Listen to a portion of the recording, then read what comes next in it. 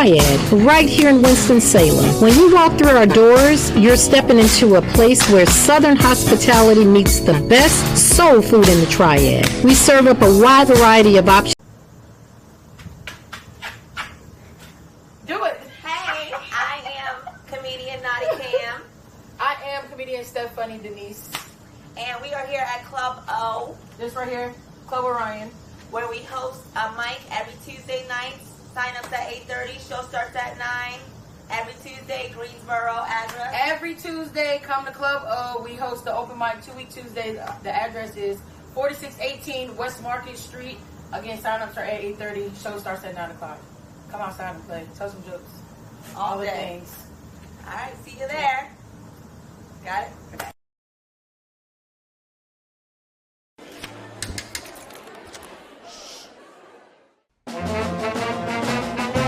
Hey, conductor, how about something new? You played this last year. Come on, get your head out of your sacks. Shh, we're trying to hear. Well, I'm sick and tired of hearing your kid play the wrong notes. Where's my kid solo? At least you can see your kid. Why is my kid stuck way in the back? The conductor only plays his favorites. My kid heard that solo! You see my kid? Yeah! 1 second from half court. Jumping for joy with First ever. A 2-on-1. Oh! Did he bring it in? He did! It is caught!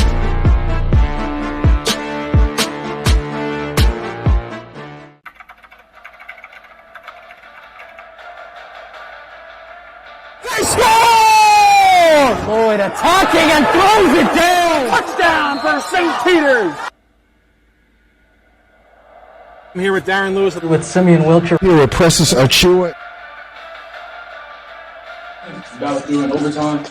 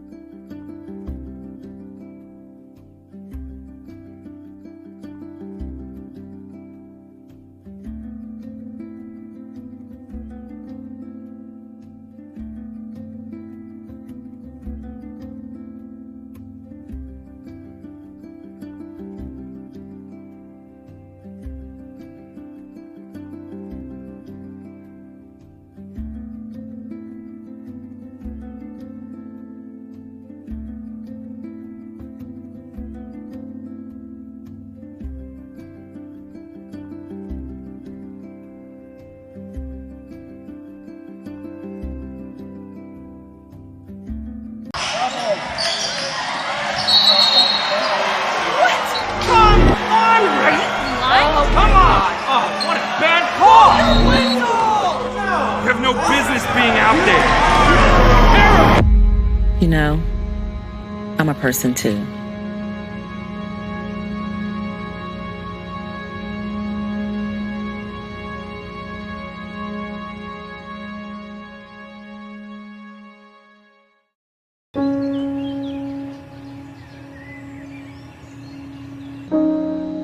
This high school gym used to be packed most nights.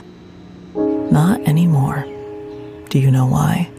Because bad behavior by fans, especially adults, has caused a shortage of game officials across the country. You see, without officials, we can't have sports. Don't let this become reality. It's time for a change. Let's bench bad behavior for good.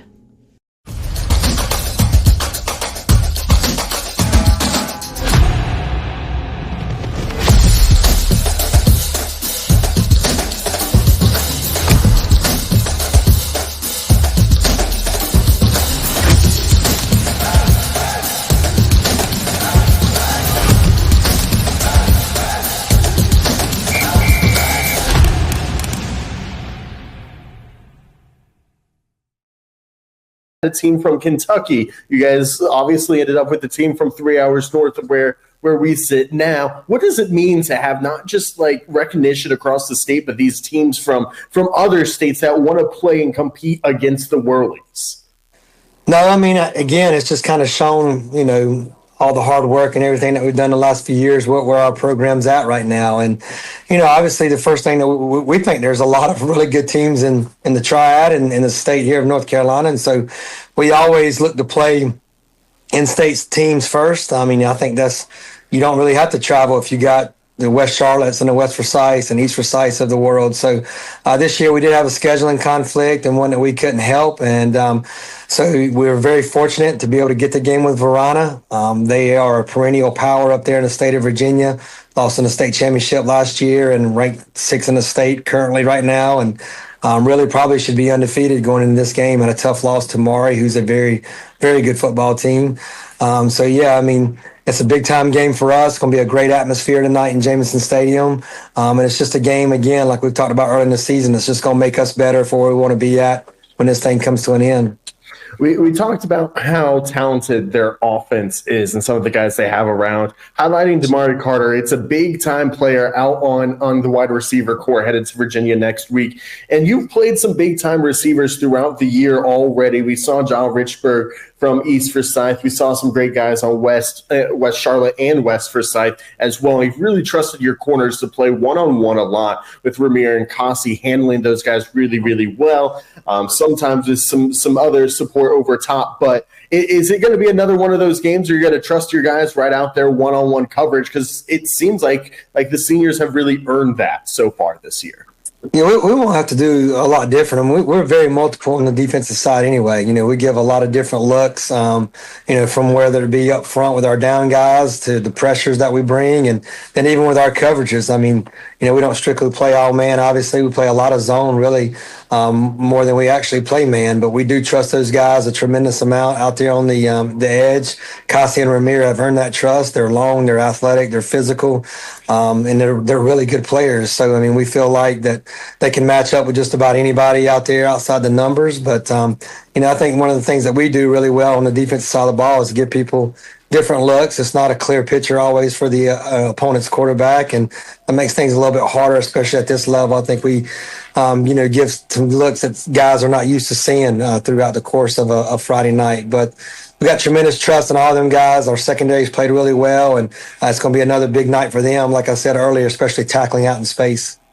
And then finally, flipping the script, looking at the Blue Devils defense, the lockdown defense, that even in that loss to Maury, only gave up 2 scores. The defense averages just over a touchdown per game given up. What's the message to the offense tonight? Got to keep things clean, obviously, but I got to imagine just continue the role that they've been on, stick to the game plan, and you got to expect some success still. No, we've been in a good place offensively. Really like kind of coming out of the West Charlotte game, which we played well that night, just a really good defense. But I think it just gave us a chance to really kind of evaluate, break down what we have and what's best for us from an offensive standpoint. And the one thing we really felt like coming out of that West Charlotte game was, hey, we got to get the ball to more guys. We got more guys capable of doing a lot of things. So I think what you've seen the last 4 or 5 weeks is just really a multitude of players doing a lot of really good things for us offensively. I mean, you got one ball, so it's hard to get it to all of them. But, I mean, man, at any point in time, mention those receivers. We got 3 running backs. There's a lot of guys that can hurt you on the offensive side of the ball. And then, again, it starts with us up front, our offensive line, and how they play. So if we play well up front, which I believe we will, it just frees us up to be able to do a lot of different things and to stay, kind of on schedule with what we want to do offensively. But, yeah, for us, just continuing to do what we've been doing, take care of the football, not turn it over, don't get ourselves in second and third and longs, stay ahead of the chains. And like you mentioned, play clean. And if we do that, then we feel good about our guys making plays for us. Coach, as always, I appreciate your time. Best of luck tonight. Thank you, Chase. Again, it's Grimsley and Varina coming up here in just a couple minutes as we continue on Tobacco Road Sports Radio.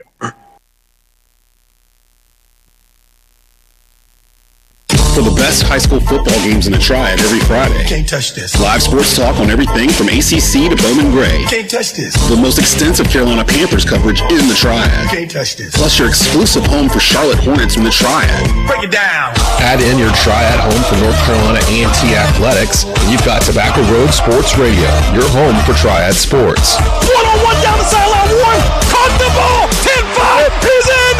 Touchdown, Aggies. Restaurants, entertainment, art, cool places to live. Whatever you're looking for, it's here. Downtown Winston-Salem is a proud sponsor of North Carolina high school sports, and we encourage you to shop and visit downtown. To discover more, visit www.downtownws.com or follow Downtown Winston-Salem on Facebook or Instagram.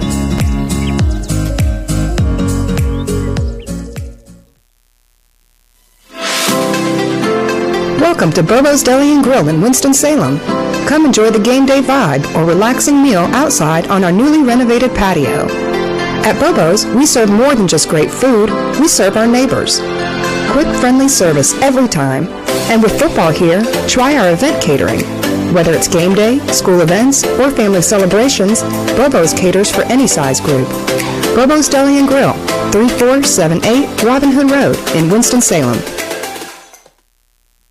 Hey family, this is Sabrina Wingo from Taste of the Triad, right here in Winston-Salem. When you walk through our doors, you're stepping into a place where Southern hospitality meets the best soul food in the Triad. We serve up a wide variety of options every single day in our cafeteria-style setting, from crispy fried chicken, incredible ribs, tender collard greens, to creamy mac and cheese, fresh vegetables, homemade desserts, and sweet cornbread just like Grandma used to make. Whether you're craving classic comfort food or exploring our daily specials, there's always something to make your taste buds dance. And now you can enjoy the taste of the Triad from the comfort of your home. We're on DoorDash. This means our hot home-style meals are just a few taps away. So come see us in person or order online and find out why we're called the best soul food in the Triad. Taste of the Triad, where you can have Sunday dinner anytime. Our address is 4320 Old Walkertown Road in Winston-Salem. So where exactly can you hear Tobacco Road Sports Radio? North Carolina, Curtisville, Salisbury, you know what I'm saying? Burlington. I didn't bring you Raleigh, Greensboro, Charlotte. For the best in live sports debate, live sporting events, and more, tune in to Tobacco Road Sports Radio. TobaccoRoadSportsRadio.com. It's the North Cape, baby. Archdale!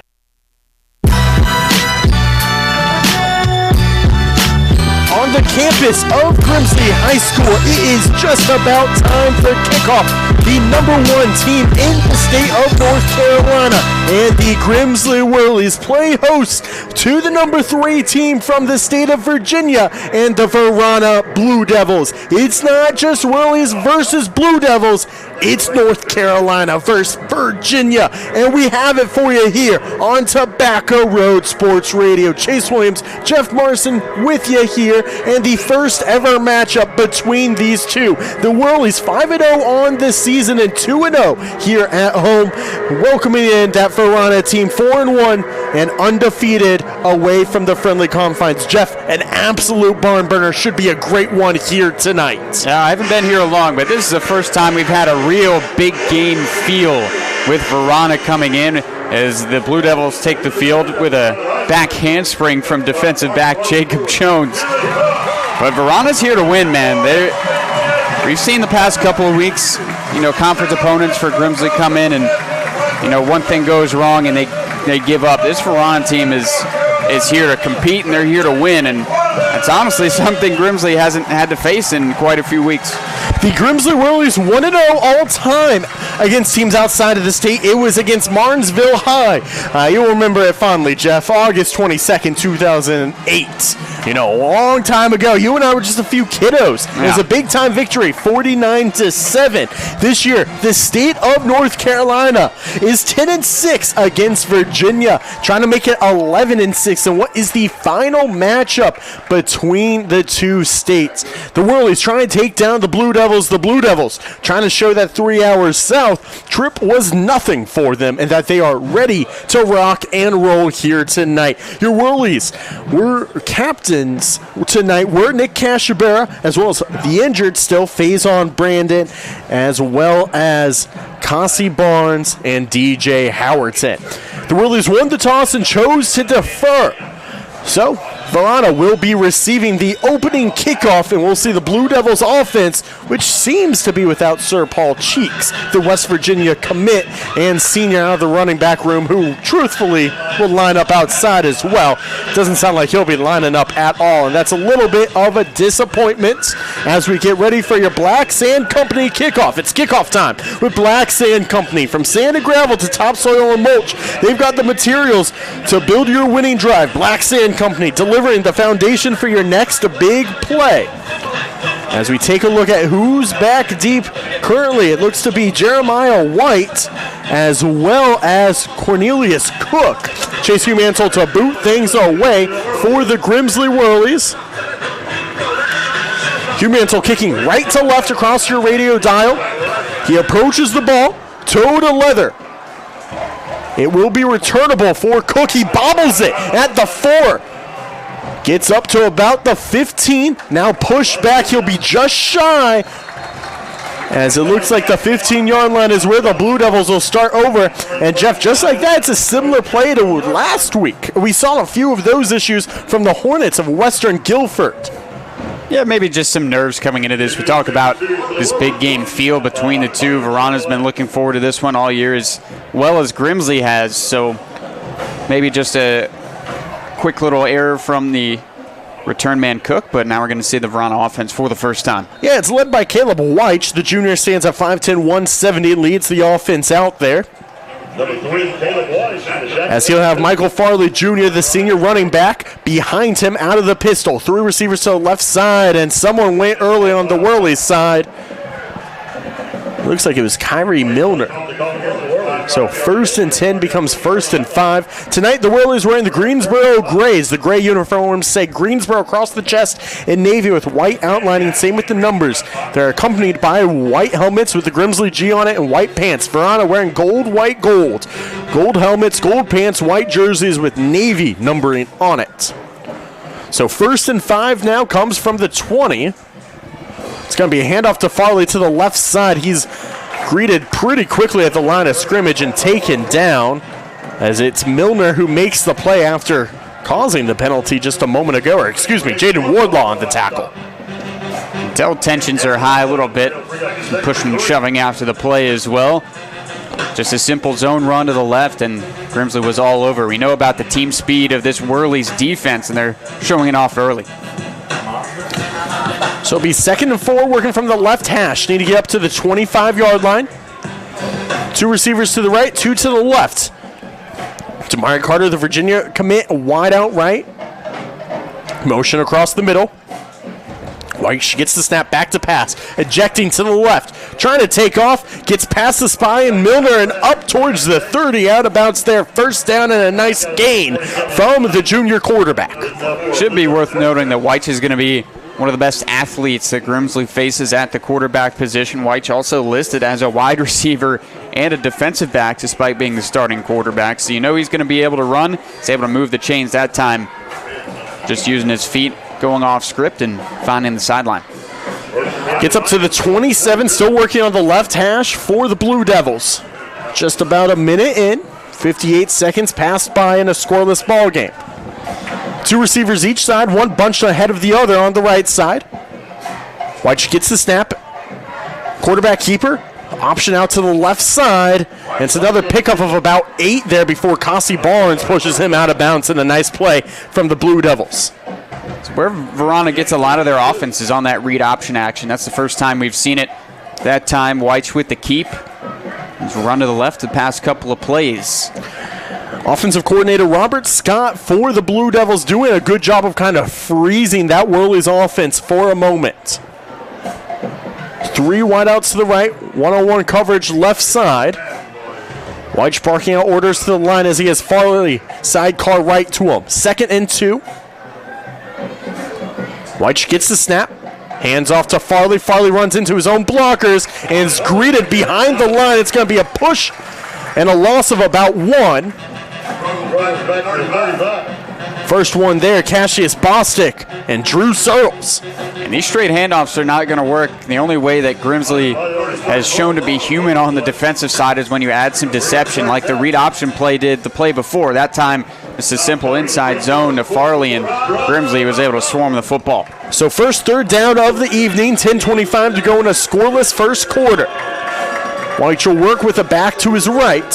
One-on-one coverage to the left for Chaudre Williams through receivers outright. Need to get to the 42, currently working from the 39. White takes the snap, pushes up the left side as White's just with a design quarterback keeper and jets out to the left. No issues there. Now nearing midfield as the Blue Devils in a second first down of the evening. And we're seeing White's run it a lot to start this game. Just a simple quarterback power to the left side, but because he had his running back there, he was able to lead block. That was Michael Farley yet again next to his quarterback and helped his team get a first down. Farley, a big guy, the senior, 5'11", 210, a great lead blocker for your QB. So at the 48, needs to get down to the Grimsley 42. White dances around, gets back to the line of scrimmage, gains about a yard there. Some extra pushing and shoving after the play as Blake Johnson shoves Drew Searles. Guy Van in on that tackle for the Whirlies. Yeah, that play was everywhere. It looked like a bubble screen out to this near sideline, and White's just decided to keep it. He looked to his left for a moment, but I don't think that was the way the play was designed. It only ends up for a yard. Clock ticking under 9.5 here left in the first quarter. Blue Devils get the ball first and trying to make something of it on the edge of Grimsley territory. Two receivers each side. Murray Carter lined out wide out right with Trayvon Rogers behind him. Now motion across the middle, and it's going to be a sweep to Jeremiah White. White cuts up and gets into Grimsley territory. Now a flag on the play as the junior and E.J. Davis makes the tackle. I like the play call that time from Varina, but it is going to come back. It's holding. Seen it a couple times, though, now from Varina. They like to go with those wide splits that, ironically, that Tennessee uses a lot in their offense that kind of spreads the defense out as far as possible. They go to the far sideline with the jet sweep play, but even though they got positive yard, it's going to have to come back due to the penalty back behind the play. Whirlies fans will know those wide splits very well in a couple of years as Faison Brandon heads that way after graduation. 2nd and 19 now comes up, pushed all the way back to the 39-yard line. Still needs to get down to the 43 of Grimsley. White calls for the ball. It's a bluff. One-on-one coverage, right side. Cassie Barnes lined up with the receiver. Screen pass. Oh! Cassius Bostic tips it to himself, taking it back to the 5 and down at the 2. What an interception from the linebacker. And the senior nearly takes it all the way back on his own tipped pass.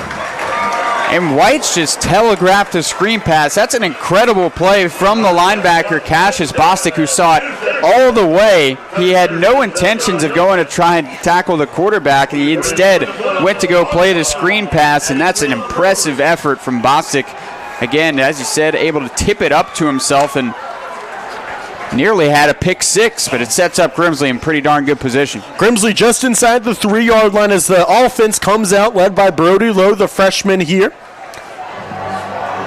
Cassius Bostic plays the jack position known so well by Bryce Davis the last few years. And, well, Davis did that exact same play not once but twice last year. Michael Williams lined up behind the freshman quarterback, takes the handoff to the right. And, well, he's greeted very quickly, gets down to about the 1, but not into the end zone there.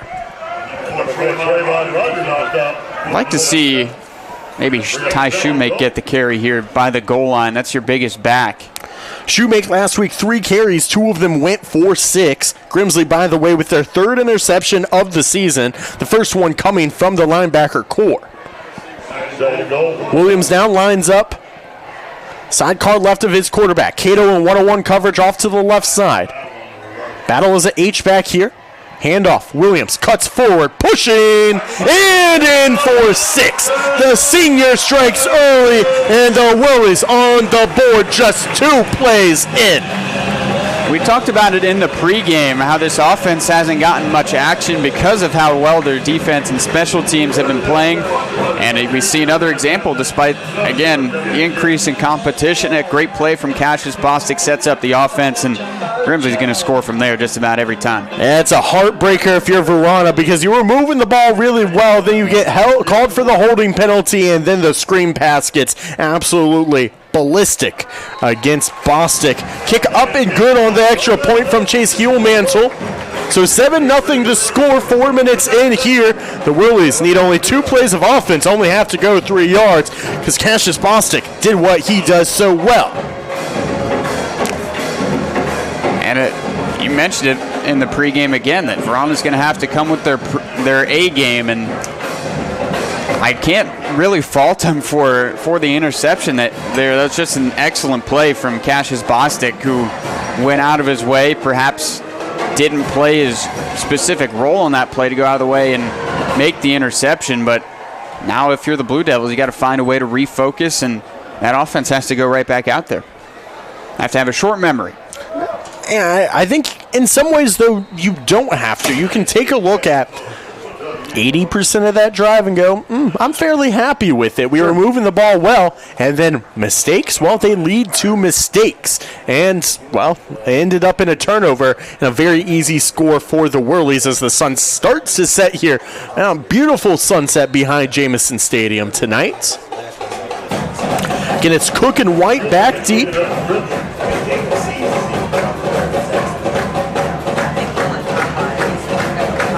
Huelmantel can kick it into the end zone when he wants to. But leaves this one short, and Cook will return it. Gets up to the 20. He's greeted push back there up to about the 21. Has Cato in on the tackle. So official starting position, the 22 for Varina. It's Caleb White will head back out.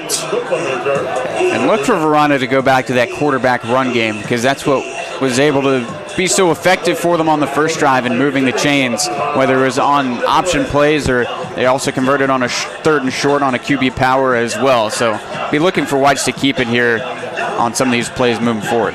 But how long will that work if they can't get a traditional running game going, Jeff?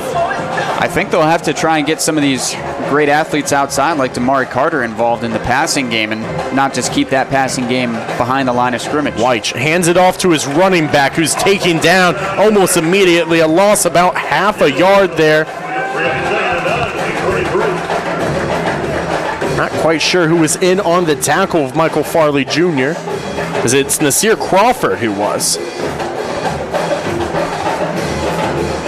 Get Damari Carter without a catch early on in this one. Carter, the senior, headed to Virginia, 3-star commit, staying in state. Well, the Cavaliers looked good last weekend. White calls for the ball, has 2 receivers each way. It's a bluff. Drew Searles showing pressure, now backs off. Drops into coverage. It's a screen out to Farley. Right side, and he's taken down right away. Kyrie Milner in there, as well as the free safety of Mekhi Young, as they tag team down the RB and the senior. It's a big hit there by Milner. That fired up the Grimsley sideline even more. Not like they need any more energy. They bring it every snap, but ahead of a 3rd down, that's a huge play. So it's 3rd and 6. Need to get up to the 32. Working from the right hash, 26.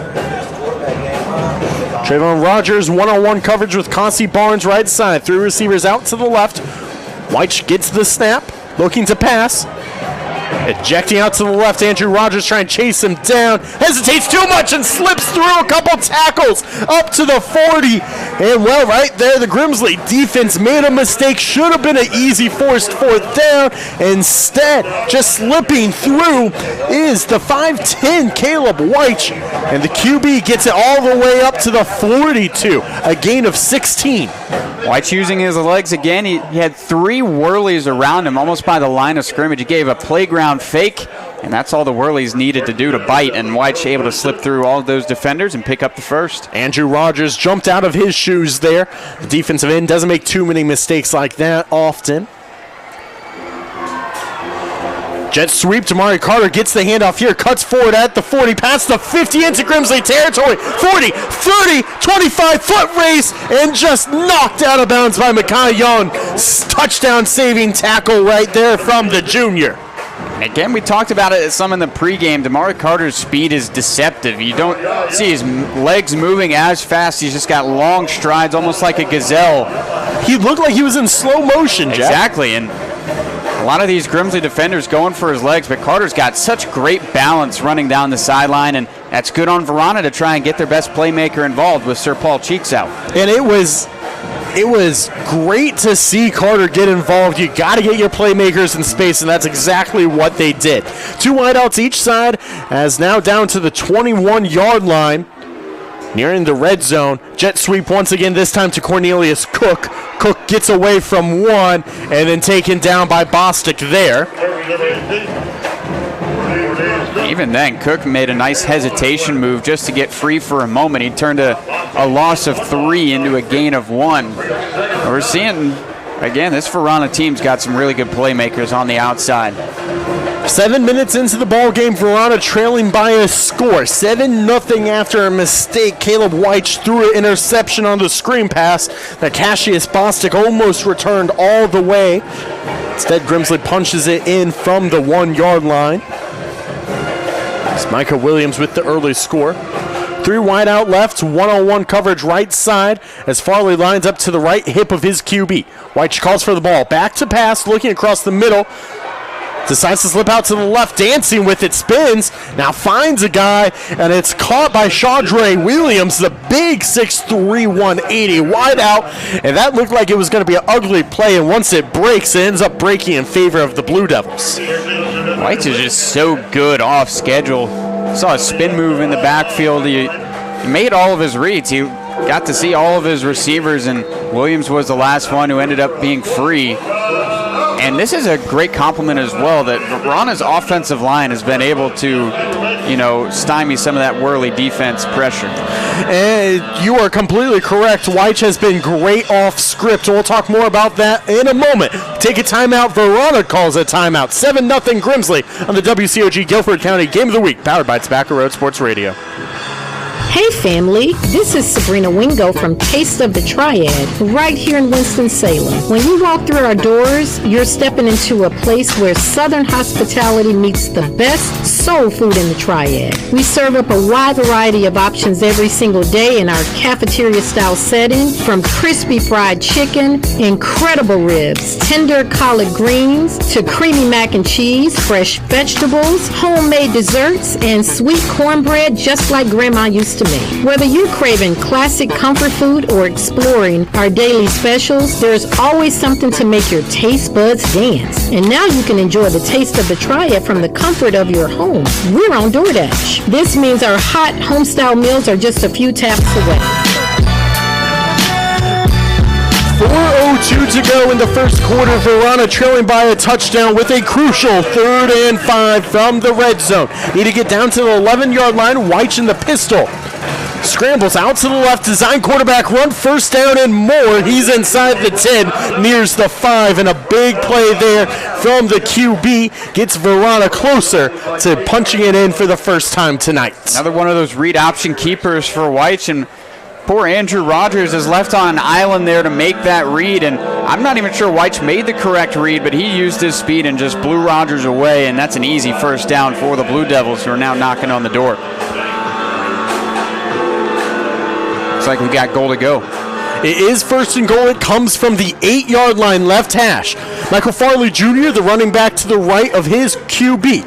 The H-back moves from left to right for the Blue Devils. 2 receivers out wide right. Quarterback keeper right up the middle. Pushing forward. White getting down to about the 3. A solid gain and another great blocking play from that offensive line of Varina.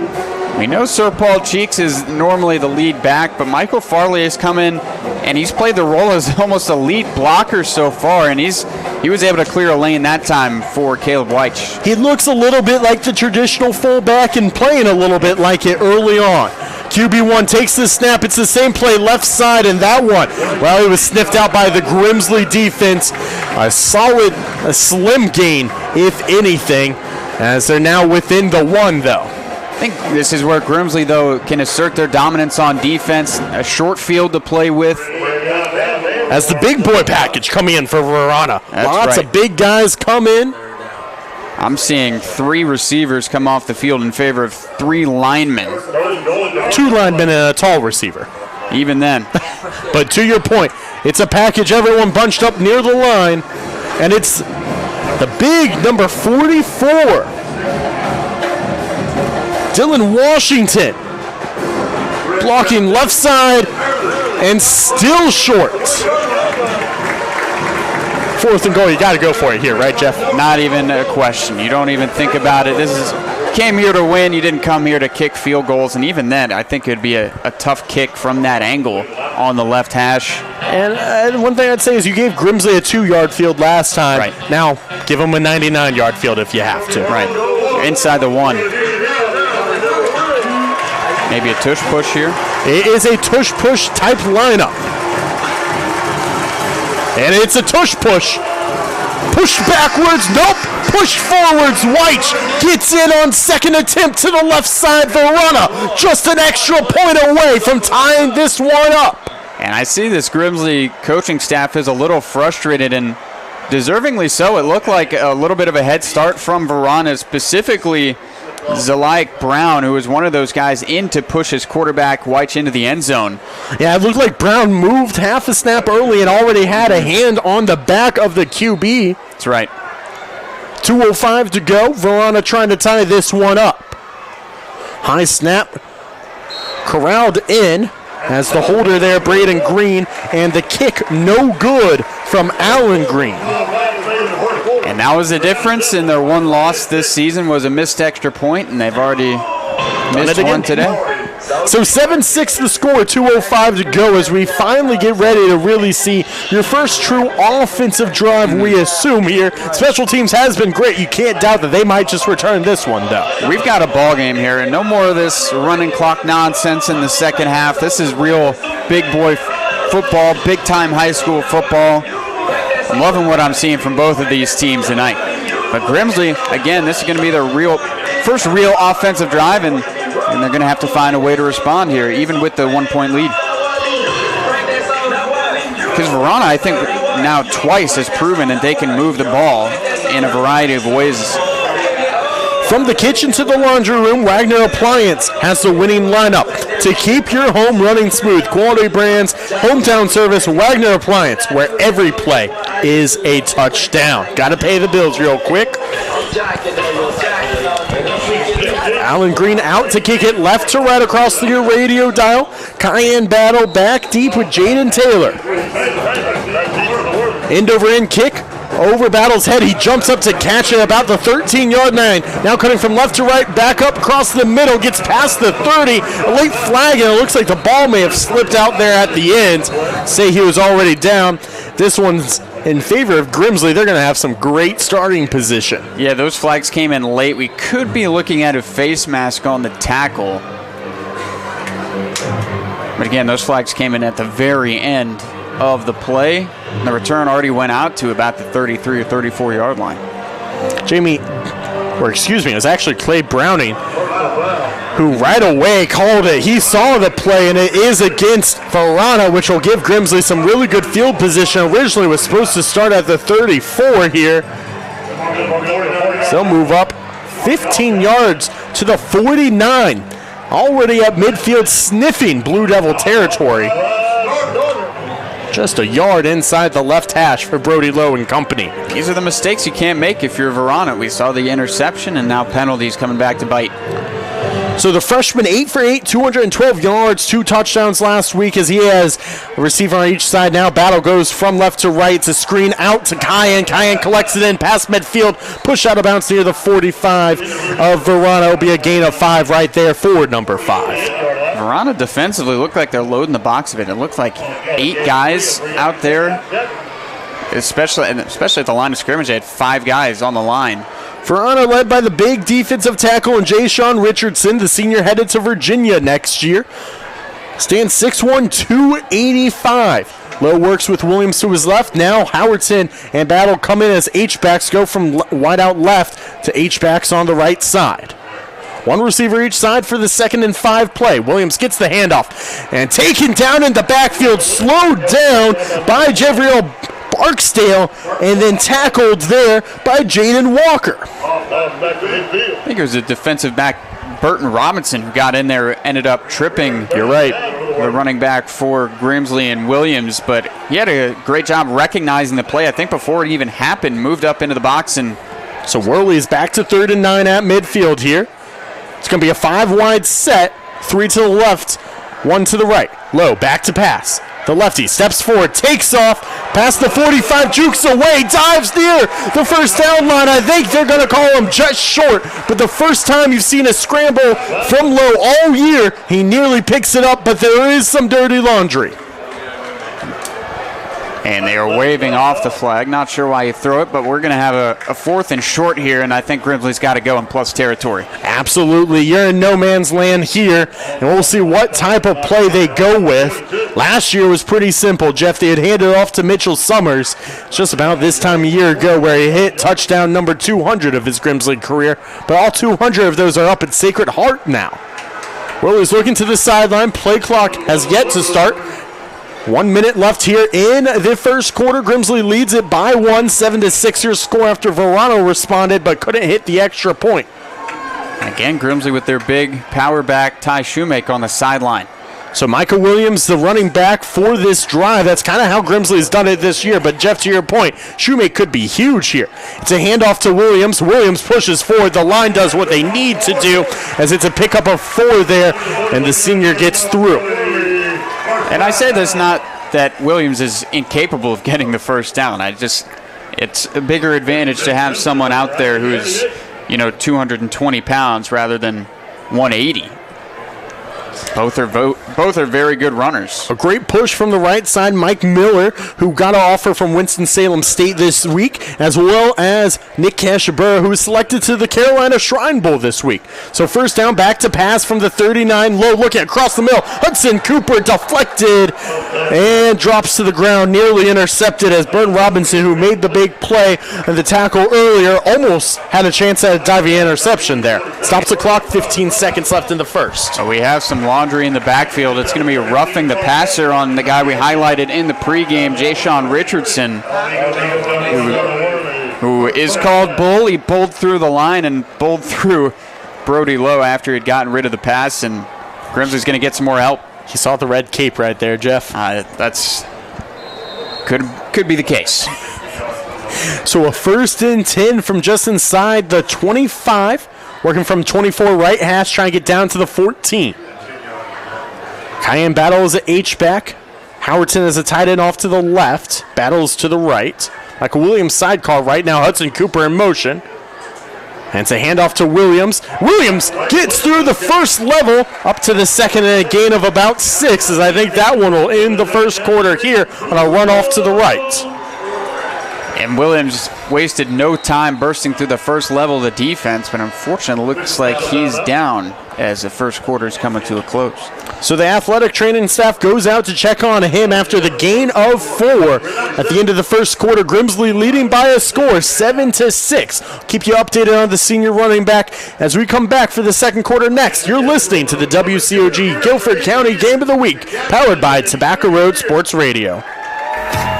Looking for a new do-it-all spot for everything automotive? Look no further than the Auto Store of NC. The Walnut Cove location offers everything you need from preventive maintenance, diagnostics, state inspections, brakes, AC service, oil changes, and much, much more. The Auto Store of NC sells tires now, and they also do car detailing. And of course, they are still selling the best used cars in the Triad. Come visit the Auto Store of NC, Wharf the Drive at 216 South Main Street in Walnut Cove. Open Monday through Friday from 8 a.m. to 5 p.m. Call to schedule an appointment today at 336-536-8322.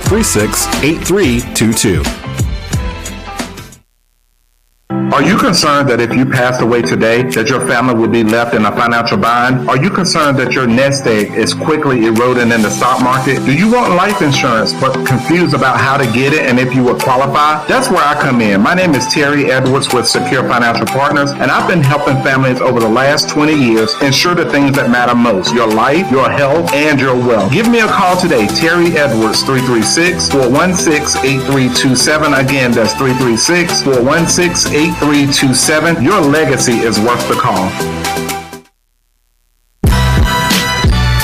Grimsley with the ball, right outside the red zone, right hash 23 to start the second quarter as they lead Varina High School from Virginia. 7-6, Chase Williams, Jeff Morrison here with you. As the Whirlies huddling up, Micah Williams, injured on the final play of the first quarter, did get up under his own power and head to the sideline. Pretty lonely for him on the bench right now. Hopefully he's all right.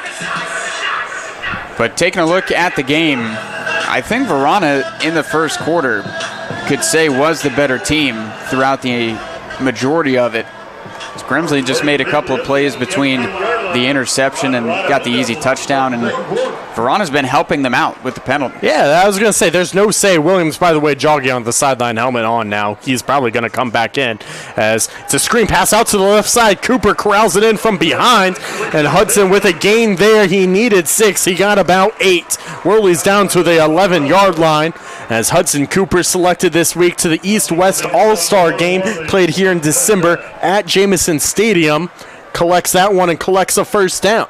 Nice tunnel screen to the left side of the formation. The throw from low was behind Cooper. It was a great catch to haul it in. Was quickly able to turn that around, and Grimsley again in business inside the 15. Ty Shoemake now the running back in for the Whirlies. Cooper moves over to a H-back on the left side of the play. Handoff. Shoemake gets away, pushes forward. A nice second push there from the running back, and the sophomore ends up picking up nearly 7 yards right there, right up the middle. Ran into a scrum immediately, but just right away he was able to spin away from a couple of tacklers and brought 2 of them with him for a gain of about 7. That's a good, strong run from Shoemake. Shoemake and the rest of his offense looking to the sideline. Minute into the second quarter here. Grimsley trying to go back up a full score. Hudson Cooper one-on-one coverage right side. Handoff Shoemake to the left. He dances forward, gets away, pushing still near the end zone. He'll be just short at the 1-yard line. But Jeff, you were asking for it all first quarter, and you're seeing the muscles and specifically the legs of the sophomore. He's running angry right now, and the way Varina's been loading the box, I mean, Grimsley's had to be the one to adjust because Varina's defensively is not going to change their approach. They bring in the muscle at the running back position, and it's working out. And I wouldn't be surprised if they go right back to him, and that's probably what they should do. If it ain't broke, don't fix it. Grimsley just inside the 2 to be exact, working between the hashes. Sidecar right is Ty Shoemake, and now timeout called from Coach Darryl Brown. Coach Brown saw something he did not like and rushed out to call that timeout as the play clock hit 4. I think there may have been more motion coming. There's not just a chance to snap that one before delay of game. But it gives us an early break here in the second quarter. 10:04 to go before halftime. Grimsley leads by 1. 7-6 over Varina. So you're listening to Tobacco Road Sports Radio. Restaurants, entertainment, art, cool places to live. Whatever you're looking for, it's here.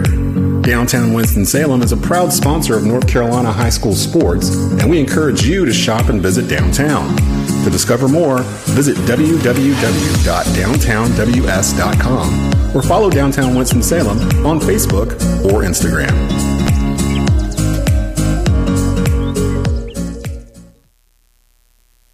This is Miles Bridges of the Charlotte Hornets, and you're listening to Tobacco Road Sports Radio, your home for the Charlotte Hornets and the Triad.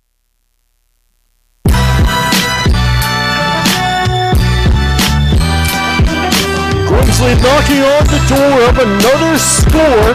The Whirlies leading 7-6 over Varina. The Blue Devils coming 3 hours south from right outside Richmond, Virginia. Brody Lowe, the QB, will work with Ty Shoemake sidecar right from the 2 as it's first and goal.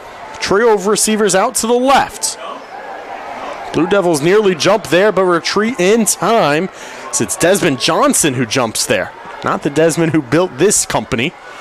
Handoff, Ty Shoemake. He's not going to get in. He gets very close, but now broke even as both lines pushing against each other. In the end, he dives for it, but it was after they whistle the play dead. And now, something unique, Patrick Carter comes into the game. Carter, someone we saw make some big plays offensively last year for the Whirlies, played mainly defense, but he can still do it on the offensive end. Made a crucial catch in the semifinal game against Weddington. He'll line up wide out left. As Brody Lowe comes out, Hudson Cooper becomes your Wildcat QB. Whirlies working from the 1 now. Second and goal. Cooper has Shoemaker to his left. Option. Hudson keeps it. Hudson scores! Hudson Cooper patient with it. Hudson Cooper takes advantage. The senior just lets the line kind of do an initial push, sees a gap open up, and splits through it for 6. I think Cooper and Shoemaker even botched the fake on that play, but even then, Hudson Cooper, great patience. He knew the hole that he had to get through and was able to do so. It looked like Cooper wanted to hand it off, but Shoemaker saw the block he could make to make the touchdown happen, and in the end, it works out. Drew Searles with the snap. Good hold from Cato. Nearly blocked, but Hugh Mantle splits the sticks for an extra point. 14-6, your new score nearly 3 minutes into the second quarter. Really loving what I'm seeing in this game here, Chase. It's two powerhouses from each of their respective states, and after the last couple weeks since I've joined this Grimsley broadcast team, we haven't had a close game just yet, and Varina's putting up a fight here. We're seeing a lot of physical football that we haven't seen. Both teams matching up pretty well. It's going to be about, well, a test of wills here today. Coming into the night, Jeff, you had seen Grimsley outscore their opponents 131-6 since joining the broadcast booth. Well, tonight, 14-6. And, well, honestly, not the prettiest of drives there from Grimsley. It does end up in a Wagner-Pliance touchdown. As it's a Wagner-Pliance touchdown, Wagner-Pliance where every deal is a touchdown. And in Varina, we've talked about it a couple of times. They're coming into this game as the underdog, coming in from Virginia on the road, a 3-hour trip. Bit of a lower-ranked team when you look at the metrics, but they have to stop shooting themselves in the foot. I think they're competing well enough on the line of scrimmage, and offensively they're still able to move the ball. They've just got to stop with the penalties to help Grimsley out, because, I mean, if you just can't afford to help out the Whirlies anymore.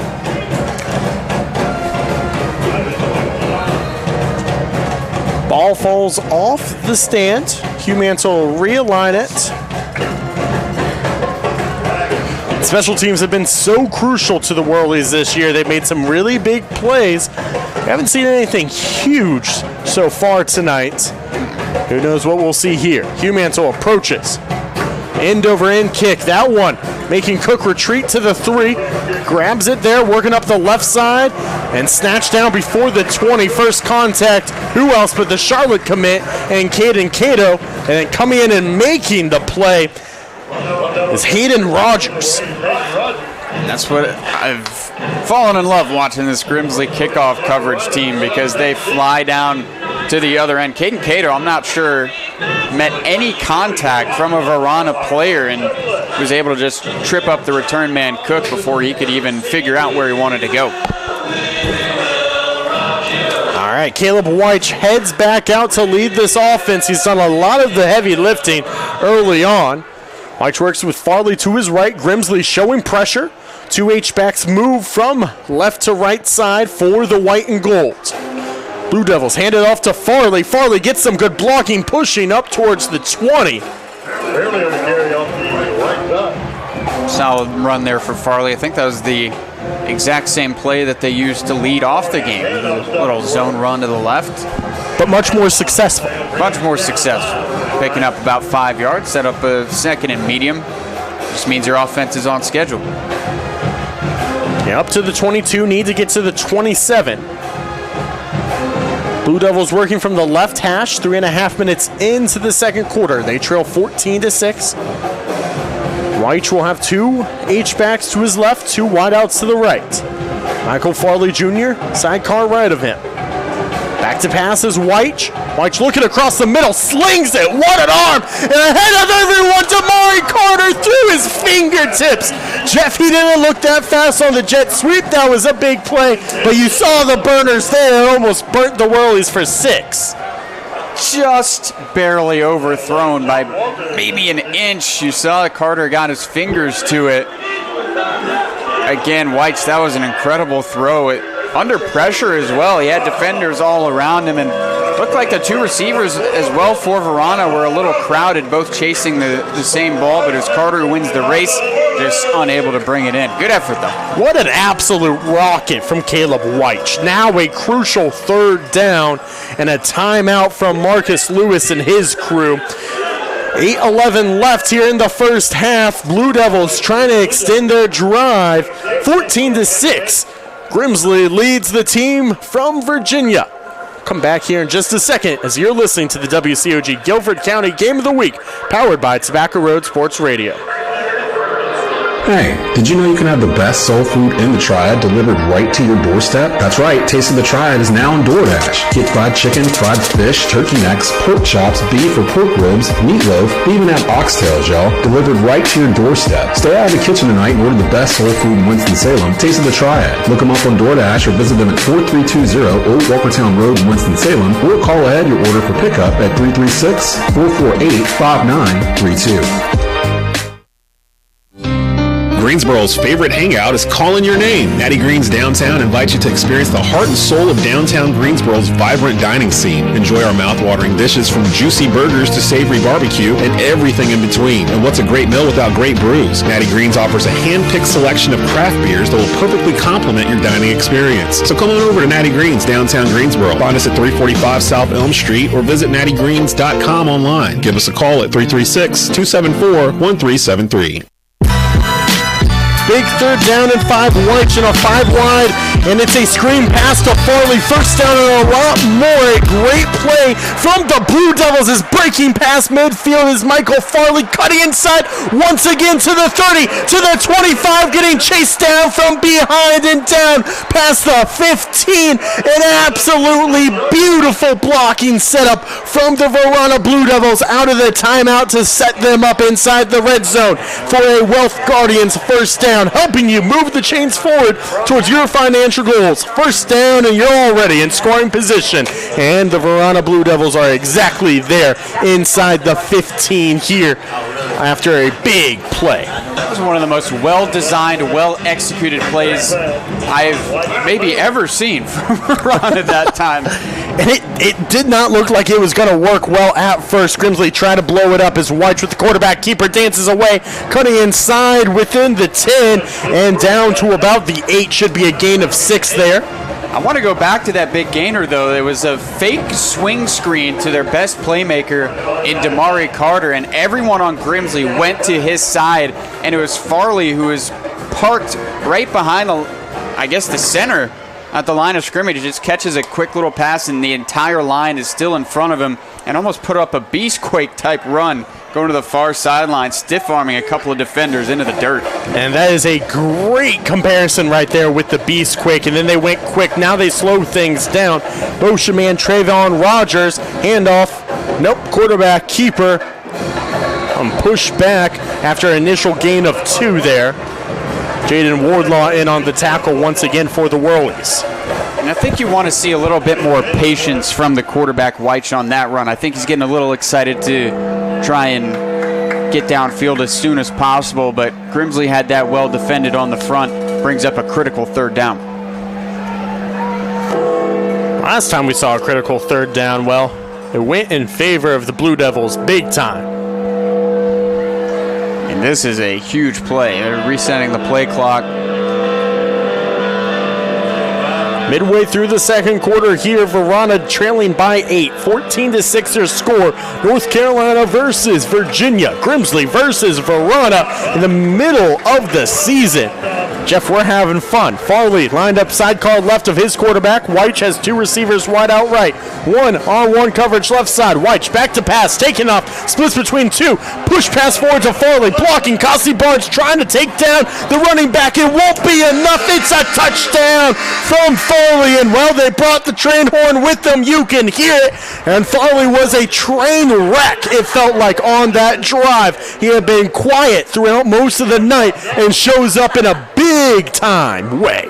Caleb Weich just keeps coming up with magical type plays there. He stepped up in the pocket as he was collapsing, and the Grimsley defense had him, and he just sent a little chest pass to his running back in Michael Farley, and he's able to find the corner, and a great effort from Farley as well, who had to work through Kossie Barnes to try and get to the end zone. Didn't run him over, but was able to extend that football across the goal line, and I'm really enjoying watching both of these teams. Marcus Lewis sends his offense out there to go for two. The six-man head coach, Jabari Pearson.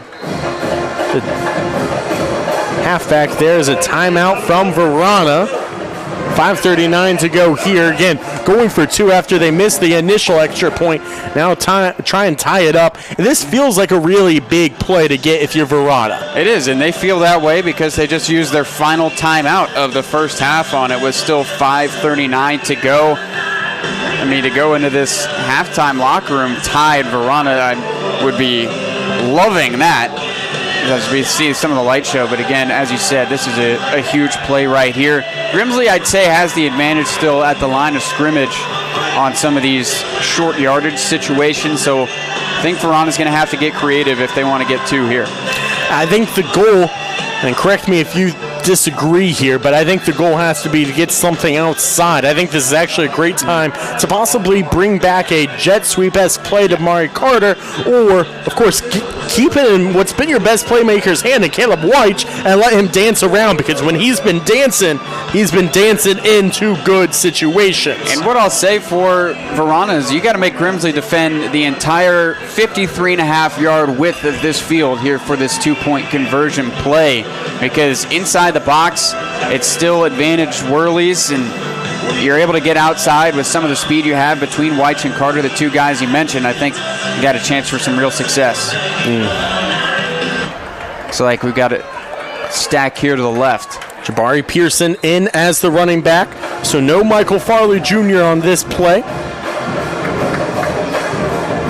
And now movement, high snap over the head of Weich, thrown out to the right side and has a guy wide open, and dancing in is Trayvon Rogers. The broken play works out once again, and we're tied midway through the second quarter as Weich just retreated, picked it up, started to scramble out to the right and said, oh, my guy Rogers wide open, and Rogers walked into the end zone. And sometimes you'd rather be lucky than good, and I think that was the case for Varina. It was a bad snap, sent Weich back, and just an incredible heads-up play to know where your guy is open. And Rogers, there was nobody covering, and great downfield blocking. I couldn't see which Varina wide receiver it was, but still, there was one receiver out blocking. Chaudre Williams. Chaudre Williams out in front of Rogers, and he was doing a great job and made it easy for Rogers to just coast into the end zone for two. And I think it's funny because Grimsley's seen so many of those type plays, bad snaps recently, where the defense has gone after it because they've been more athletic than the other team and been able to get it.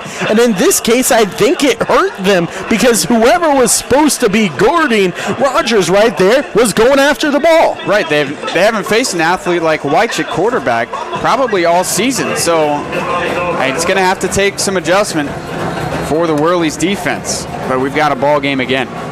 Green kicks it away. Williams collects it at the 18, pushing forward past the 30, down at the 32 or so. Good field position for the Whirlies, but not as good as last time. Brody Lowe comes out to lead the offense. And it is good to see Michael Williams back out there. He was shaken up a little earlier in the game, but back on kick return and going to be RB1 here for this drive. Been such a great ball game so far. 14-14, about midway through the second quarter. Jeff, you're happy. I'm loving it. It's great football so far. Competition.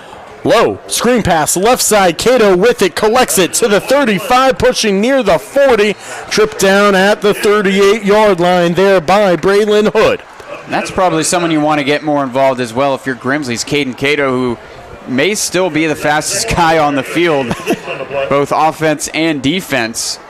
And you saw it that time. He made the catch behind the line of scrimmage. He got the yardage that he needed in about a split second.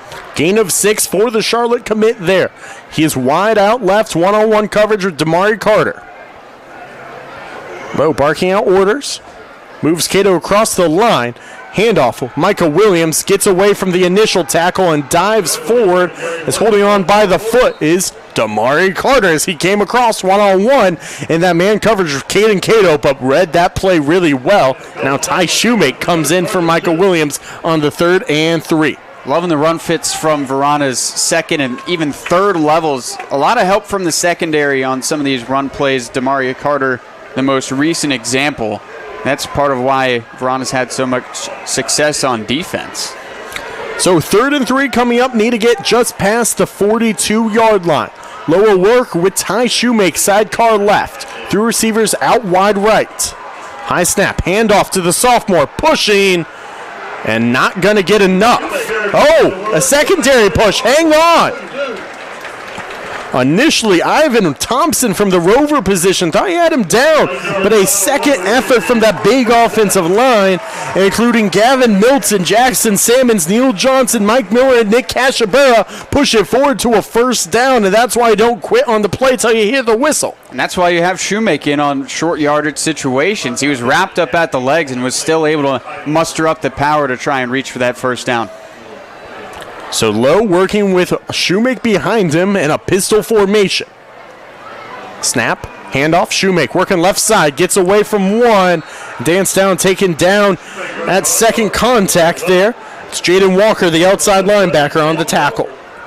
Walker, and he got some help again from Burton Robinson out of the secondary. Varina's really swarming to the football on these run plays. Got to tip your cap to their defense. Grimsley up to the Varina 46, needs to get to, or excuse me, to the Grimsley 46, needs to get down to the Varina 47-yard line. 2nd and 8 here after the gain of 2. Screen pass out to the right side. Cayenne battle one-on-one, dives forward. It'll be a gain of a couple, but not a lot there as Burton Robinson makes the one-on-one tackle. And I'm really enjoying watching Burton Robinson get to the football. And the way Varina had that defended, they have 2 guys going at TJ Howerton, who's the tight end, swinging out to block for the Whirlies. And 2 versus 1, going to win every time. Able to swarm to the football and bring battle down. Jeff, we haven't really seen Grimsley try to work a play downfield today. Now you're seeing 3rd and 8 coming up. Seems like this might be the play where they do that.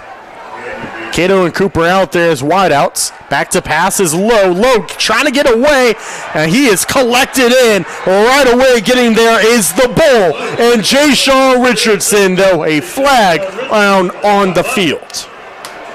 And Richardson looks a little defeated, like it might be going against the Blue Devils.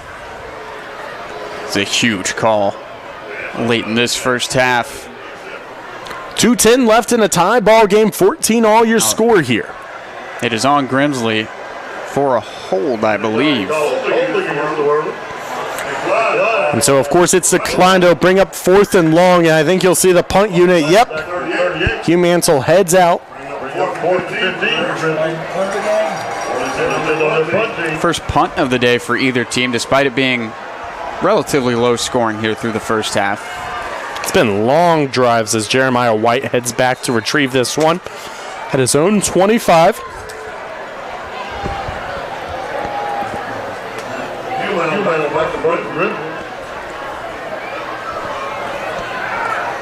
Junior gets the ball, low snap, collects it. End over end, spiraling punt actually. Fair caught at the 11. As getting down there late for a return man is Trayvon Rogers. Rogers, of course, made the play on the 2-point attempt. This is a big opportunity here for Varina to potentially take the lead with 1:52 to go left in this first half. They haven't been able to really push the ball downfield on some of these passing plays. They have taken a shot to Damari Carter. I'm interested to see if they'll do that. But to do that, I think they'll have to find a way to get him away from Kasi Barnes, because when those two guys have been matched up, it's been advantage Barnes, and they try to go ball earlier in the game, or at least try to go route with Carter earlier in the game, and Barnes was able to use his physicality and get him out of bounds on the route. So we'll see what they do with that big-time match between two Division I commitments. And remember, no timeouts here for Varina. To your point, Barnes, the South Carolina commit. Damari Carter headed to Virginia. Varina back to pass. Weich releasing. Now has a man wide open near the 40. It's caught, pushing forward to the 45. And a big-time first down from Jeremiah White. White, just a big-time player, stands at 6 foot, waited for that one to come in. Grimsley got suckered in on another play action, and White was uncovered. To your point, Varina will have to go with speed they haven't played with all night. Has 3 receivers right side, 1 wide out left. Back to passes, White looking one-on-one coverage left side. Now ejecting and taking off past midfield, tripped down into Grimsley territory at the 49-yard line. Some extra pushing and shoving far away from the ball. But a nice gain there from the QB, and Blue Devils will have to hurry it up. And maybe it's time to tell Shadre Williams to stop chatting with Ramir Harris Dupree. Get back to the huddle so you know what's going on. Patrick Carter, that was a really impressive open field tackle to stop White from getting a first down. Under a minute left here. Second and short, just past midfield. White works out of the gun. Back to pass, getting attacked.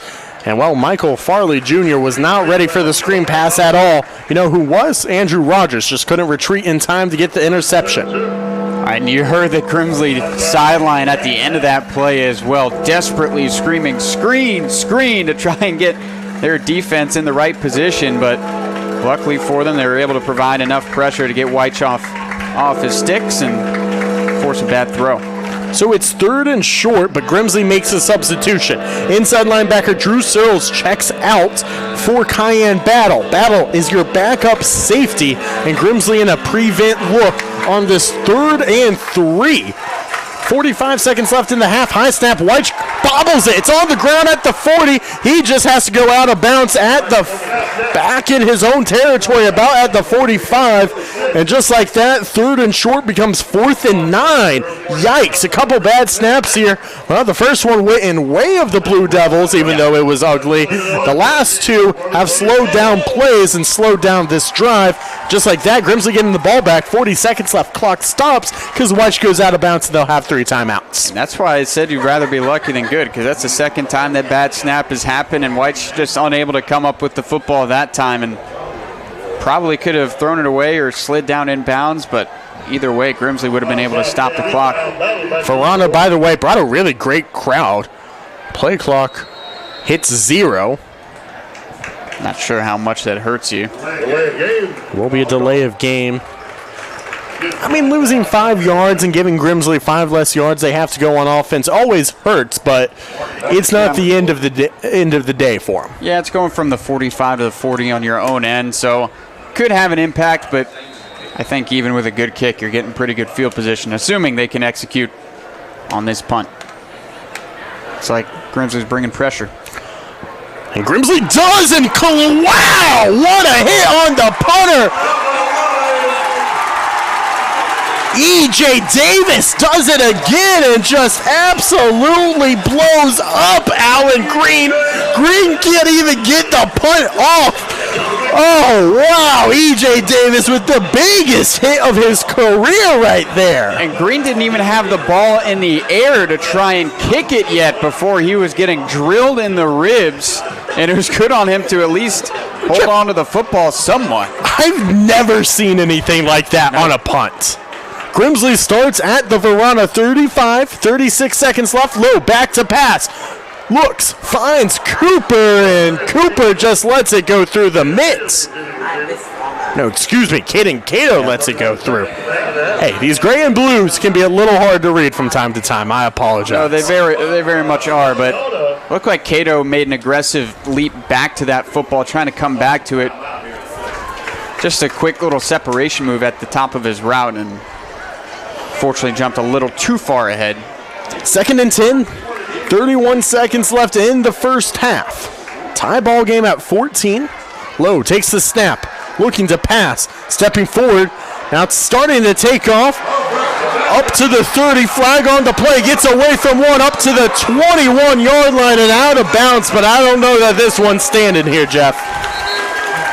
So funny that every time we see a flag in the backfield, it's Ja'Shawn Richardson of Varina standing right next to it, so you don't know whether it's on him or it's on someone who's attempting to block him, because Grimsley's had a lot of trouble trying to block him, and another example is there's a holding call there. So it takes what was a big gain away from Grimsley and also eats so much clock off. Yeah. 22 seconds left, and instead of 1st and 10 near the red zone, it is 2nd and 20 from the 45. The good news for Grimsley, you got 22 seconds. You also have 2 timeouts and a pretty darn good kicker in Chase Hughmantle. Jeff, they aren't kicking it. I'll just let you know right now. It's very unlikely. Darryl Brown does not kick often in these situations. Play clock at 10. Lowe barking out some orders. Moves his running back. It's a handoff to Micah. Williams pushes forward to the 40, a gain of about 5. And well, hey, maybe they are playing the field goal game. And timeout from Grimsley with 14 seconds left as we're tied at 14 here in the first half. You mentioned Coach Brown is very aggressive, but he hasn't played a game like this in a while where every possession is so important. And especially with 3rd and a mile coming up, you want to be able to get what you can and maybe set up a long field goal attempt. And I mean, that was a conservative call to go for the handoff, but you're assuming that you're facing a conservative Varina defense in that situation, but they were not. They were ready for the run, and this is going to be a big play coming up. Hughmantle is getting warmed up on the sideline currently, and you're correct. I mean, it is a time where you would look at possibly getting 3, but I'm also not surprised if you see a possible touchdown shot coming here. Now at 3rd and long, I think you have to go for a little bit different of a ball game. If they can pick up a first here, they'll take a shot to the end zone for sure. Right, it's not the end-all, be-all to try and take a shot to the end zone, though. I think you want to be able to pick up some yardage here. You're not sending everybody on a Hail Mary, but you're certainly not just going to take a knee or run it yet again. I'm not sure what Chase Hughmantle's range is, but yeah, I'm sure it's going to be tested. Hughmantle with a great leg, but with that being said, he's yet to kick a field goal all year, and this is his first year as a field goal kicker. So Lowe works with Shoemake, sidecar left, 2 receivers each side, including the big old DJ Howerton out left. Lowe back to pass. Escaping out to the left, tripped down from behind. No, keeps his feet. Now just runs out of bounds frantically short of the 35, but flags out once again. Grimsley's going to come away with nothing here unless they pick up a miracle on the end of the first half. That's going to be another holding call as Lowe tried to scramble out. So the Whirlies will have the ball to start the second half, and it looks like it's going to be a Hail Mary play probably coming here with 6 seconds left in the second quarter. It's interesting. I don't even know if you want to try the Hail Mary with as funny as high school football can be sometimes. And I'm not sure, well, Lowe should be able to get it there assuming he gets a clean pass away, but even then, not even sure it's worth the risk with how much of a premium points are at in this one. Especially Jaden Taylor now checking in at running back. Not much of a blocker. Instead, he takes the handoff, splits forward to the 40 nearly before getting tripped down. He'll be just short of the 40 as clock hits zeros. After 24 minutes of play, we have a really, really, really good one. 14 all your score. Touchdown from Micah Williams and a touchdown from Ty Shoemake on the Whirlies side of things, as Michael Farley Jr. has a touchdown as well as Watch. 15 minutes on the clock for the halftime. And, well, both sides will regroup here. And it's going to be one of those games that's decided by those halftime adjustments, Jeff. That's right. And I'm just happy that we're seeing a great ball game. 14-14. We've seen good things from both teams' offenses, from both teams' defenses. It's been a pretty evenly matched game so far, and even with the injuries on both sides, I think both teams have adjusted well, and again, we've got a ball game. Wolf Guardians halftime report coming up next. We'll preview the second half, of course. We'll take a look back at the first half and recap it. Jeff will get you all set with scores going on tonight as well. As we continue on the WCOG Guilford County Game of the Week, powered by Tobacco Road Sports Radio. Welcome to Bobo's Deli and Grill in Winston-Salem. Come enjoy the game day vibe or relaxing meal outside on our newly renovated patio. At Bobo's, we serve more than just great food, we serve our neighbors. Quick, friendly service every time. And with football here, try our event catering. Whether it's game day, school events, or family celebrations, Bobo's caters for any size group. Bobo's Deli and Grill, 3478 Robin Hood Road in Winston-Salem.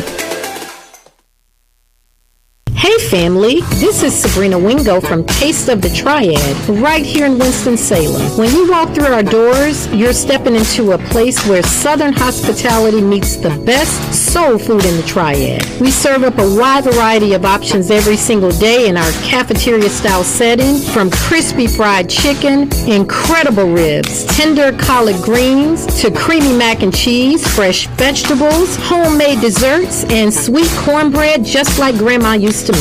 Whether you're craving classic comfort food or exploring our daily specials, there's always something to make your taste buds dance. And now you can enjoy the taste of the Triad from the comfort of your home.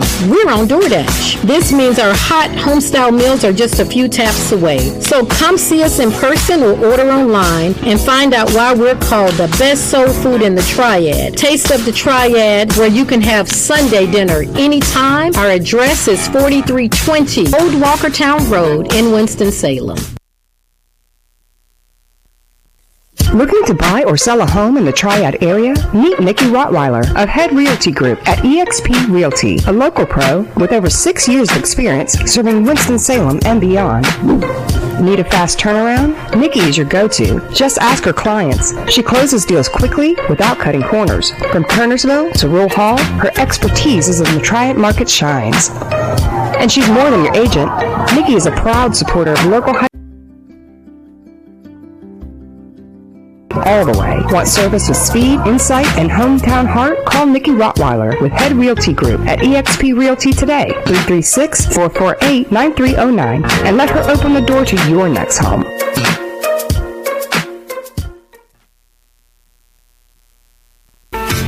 Looking for a new do-it-all spot for everything automotive? Look no further than the Auto Store of NC. The Walnut Cove location offers everything you need from preventive maintenance, diagnostics, state inspections, brakes, AC service, oil changes, and much, much more. The Auto Store of NC sells tires now, and they also do car detailing. And of course, they are still selling the best used cars in the Triad. Come visit the Auto Store of NC, Wharf the Drive at 216 South Main Street in Walnut Cove. Open Monday through Friday from 8 a.m. to 5 p.m. Call to schedule an appointment today at 336-536-8322.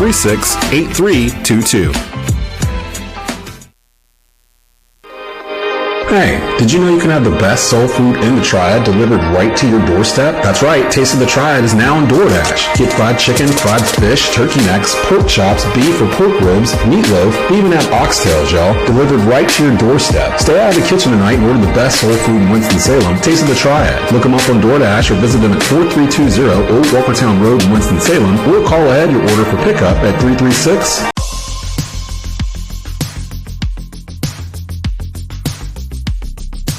Winston-Salem is a proud sponsor of North Carolina high school sports, and we encourage you to shop and visit downtown. To discover more, visit www.downtownws.com or follow Downtown Winston-Salem on Facebook or Instagram.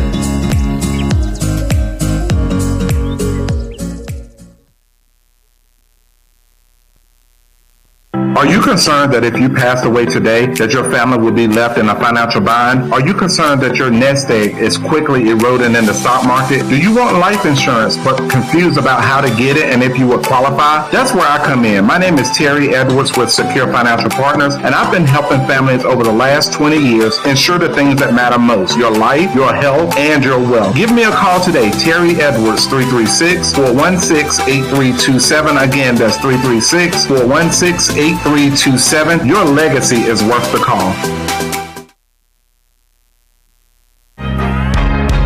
Hey, have you heard the news? Kids now eat free every Monday at J. Pepper's Southern Grill in Kernersville. For every adult you bring that buys an entree $15 or more, one kid eats free. Totally free. Plus on Tuesdays, it's trivia night from 6 to 8 p.m. with $4 house highballs all day long. Whether it's stopping by for a quick lunch or later in the evening for a truly Southern dinner, make sure J. Pepper's is on the calendar. Join us to start your week at J. Pepper's Southern Grill, 841 Old Winston Road in Kernersville.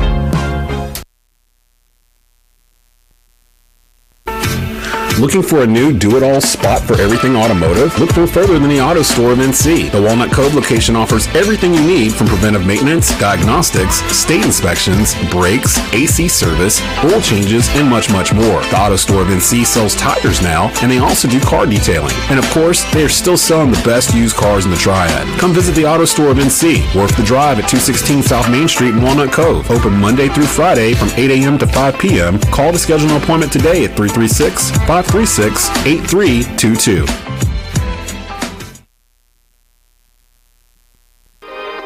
Hey, did you know you can have the best soul food in the Triad delivered right to your doorstep? That's right, Taste of the Triad is now on DoorDash. Get fried chicken, fried fish, turkey necks, pork chops, beef or pork ribs, meatloaf, we even have oxtails, y'all, delivered right to your doorstep. Stay out of the kitchen tonight and order the best soul food in Winston-Salem, Taste of the Triad. Look them up on DoorDash or visit them at 4320 Old Walkertown Road in Winston-Salem, or call ahead your order for pickup at 336-448-5932.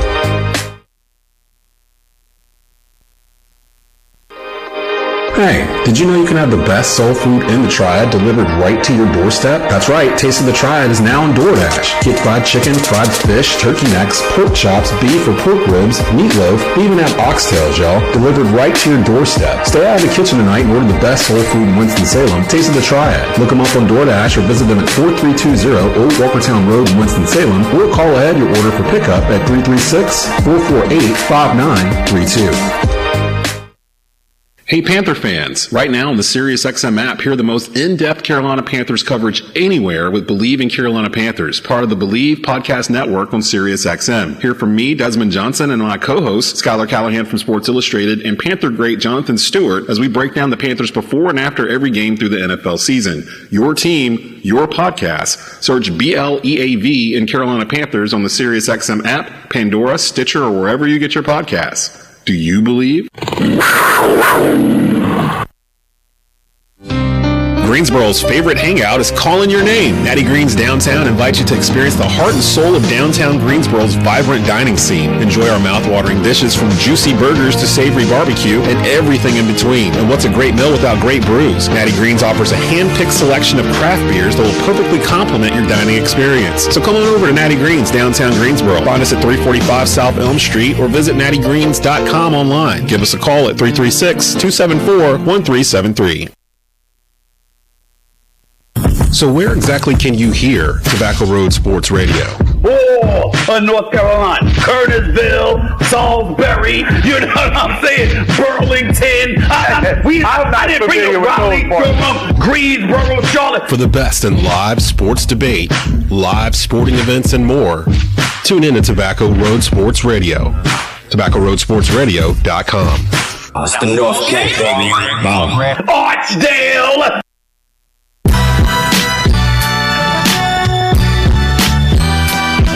Halftime here with the WCOG Guilford County Game of the Week, powered by Tobacco Road Sports Radio, as we continue on with the Wealth Guardians halftime report. Chase Williams, Jeff Barson here with you. Whirlies and Blue Devils tied at 14 as Grimsley welcomes in a team from Richmond, Virginia, the Varina Blue Devils. And Jeff, this first half was some of the most exciting football we've seen all year long. Yeah, you're exactly right. These are two powerhouses from their respective states, and a lot on the line between these two, despite it being a non-conference game. But chance for Varina to really prove themselves, and Grimsley getting a tough test here in October, which, again, they don't see very often. And these are two teams that came ready to play today, especially the Varina side. I've been really impressed with how they've competed so far. Yeah, I think if you were to take a look at the first half, I think it's easy to say this. Varina played better. Grimsley made less mistakes. I think that's a perfect way to put it, because Varina at times were shooting themselves in the foot with some penalties, and that's just not going to get it done both offensively and defensively. But again, I think on the defensive side, they've been able to control the line of scrimmage against Grimsley's offensive line, which is very rare to see nowadays. But again, that defensive front's been really impressive. And offensively, again, they found something with their quarterback, Caleb Weich, in the run game, and been able to get creative with some of their playmakers, especially Damari Carter, who they can probably get more involved in this second half. I know play some defense as well. You don't want to overrun them. Yeah, you don't want to overrun them. You don't want to get them too tired. But even then, I'm really impressed with Varina's defensive line so far today. You know, I want to single out one aspect here real quick before we go to break. This feels like the first game where Grimsley's really missed Faison Brandon. Brody Lowe has not played bad. I'm not trying to say that against the freshman. I've actually been really impressed with his feel and his willing to escape out of the pocket and run and take off. It's funny, you and I were talking pregame, and I was mentioning, like, when you kind of compare the two quarterbacks, which is hard to do, it's a freshman compared to a senior, but nonetheless, you compare apples and oranges sometimes. I was saying that's one thing I feel like Brody's kind of missing so far, was that ability to go ahead and take off when needed to. He's done a great job of that, but I think Faison Brandon's leadership is something the Whirlies really are missing a little bit right now. Brandon on the sideline being as active as he can, but sometimes it's nice to just break huddle and hear, hey guys, we got this, and they are missing that tonight. Yeah, and Faison, again, presents more athleticism at the quarterback position, and with the defensive front from Varina dominating the way that they are and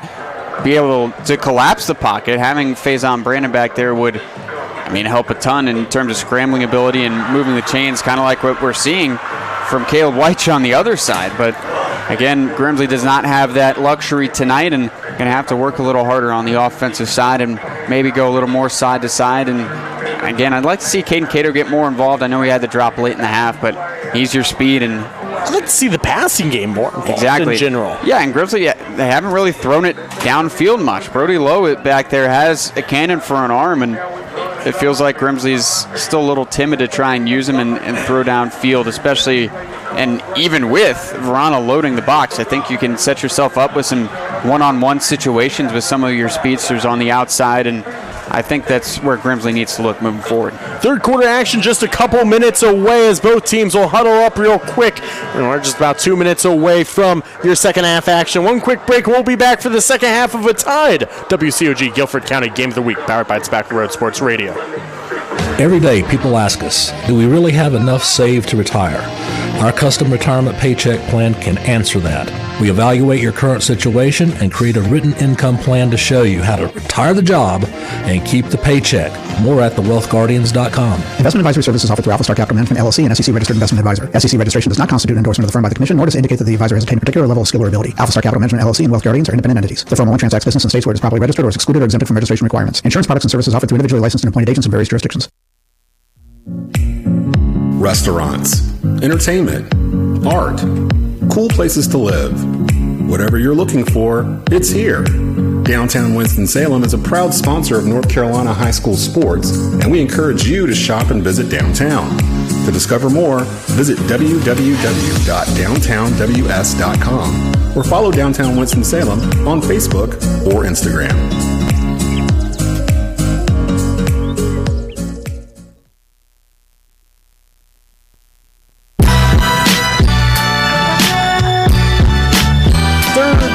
About to begin here from Grimsley High School as the Whirlies welcome in Varina from the state of Virginia. Chase Williams, Jeff Marson with you on the WCOG Guilford County Game of the Week. Whirlies going to get the ball to start this second half. 14 all your score, and mistakes hurt Varina early in the game as they threw an interception that Cassius Bostic returned down to the 2-yard line. Whirlies able to punch it in 2 plays later for a score. And then Varina came down. They scored themselves, but missed the extra point. Grimsley got great field position after a good return plus a penalty. Took advantage of that, put themselves up 14-6 before Varina came down, ate up the field, ate up a bunch of clock, went for two, was ugly but worked out. As Trayvon Rogers found the end zone on the 2-point attempt and tied this ball game up. Since, well, it's been a whole lot of really nothing. Back and forth penalties and defense flexing their muscles. But, Jeff, it's going to be a great second half here. 24 minutes on the clock, and we're excited. And I agree with you, but looking back on that first half, I think that Bostic interception stands out as the most important play from that first half, because we've now seen how well the Varina offense has been able to move the ball, and the fact that Bostic was able to come up with that play so early on and set up a Grimsley touchdown from 2 yards out is weighing heavily even in a tie game. Taylor and Battle back deep to return the kick left to right across your radio dial. One change on the kick unit. Returner Cassie Barnes out there at the 20 instead of Michael Williams. We saw him, and it's an onside kick right away. And Drew Searles jumps on it near midfield, and Grimsley will have great field position. I'm not so sure that was an onside kick as much as it was a failed squib from the Varina side, and that's an excellent play from Drew Searles just to smother the football and go down. And that sets up Grimsley with great field position. Searles on that first line on kickoff return. Yeah, Whirlies started at their own 47. And similar starting position to the last touchdown drive. And these are the mistakes we're talking about with Varina that they cannot make if they want to come away with a win. Low with Williams behind him. Williams takes the handoff, dances out to the right side, and taken down right before midfield, a gain of 1.5 there. Jaden Walker on the stop that time. Kind of an Olay block from Gavin Milton, who was trying to swing the other side. Milton picked up an offer from East Carolina this week, the left tackle. Almost like he pushed Walker into the tackle. Lowe will have two backs in the backfield. Battle and Michael Williams. Battle now moves from right to left in motion. Screen pass his side. Nope, it's a fake. As now dancing around, Lowe just drops at the 45 as he tried to scramble out to the left and saw big guys to both of his sides and just dropped on his behind to not lose more and possibly lose the football. And it's so easy to say during the halftime that Grimsley needs to try and throw the ball down the field, but again, the way that Varina's getting a push up front, they really don't have time to. It's another sack for this Blue Devils defense, and Lowe has no option but to just go down. Jeff, I know you weren't at Bank of America with me, but I got to say, this defensive line, I think, impressed me more than the West Charlotte Lions line has. I think the whole defense was stronger for West Charlotte, but this line's causing so much chaos. 3rd and 12 coming up, need to get down to the 43. Low pass is nearly intercepted, was looking for DJ Howerton, and Braylon Hood read the freshman like a book. He was just one page off.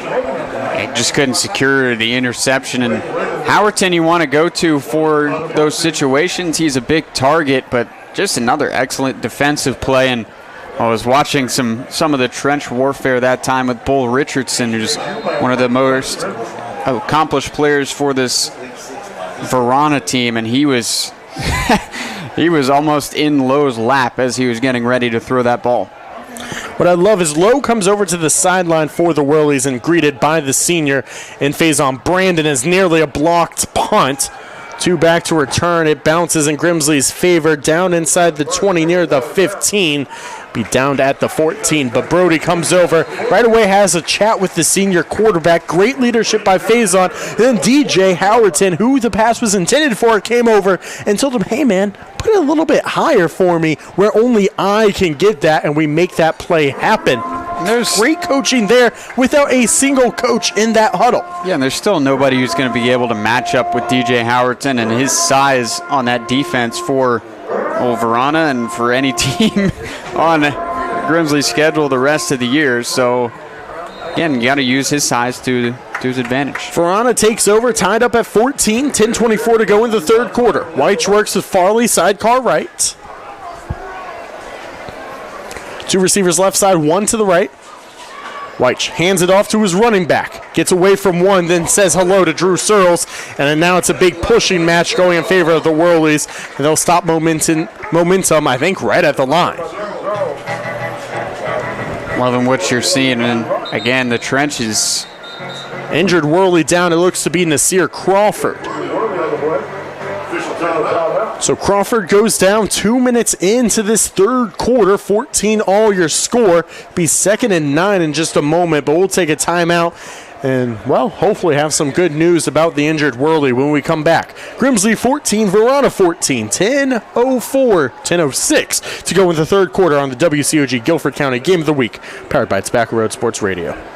Hey Panther fans, right now on the SiriusXM app, hear the most in-depth Carolina Panthers coverage anywhere with Believe in Carolina Panthers, part of the Believe podcast network on SiriusXM. Hear from me, Desmond Johnson, and my co-host, Skylar Callahan from Sports Illustrated, and Panther great Jonathan Stewart as we break down the Panthers before and after every game through the NFL season. Your team, your podcast. Search BLEAV in Carolina Panthers on the SiriusXM app, Pandora, Stitcher, or wherever you get your podcasts. Do you believe?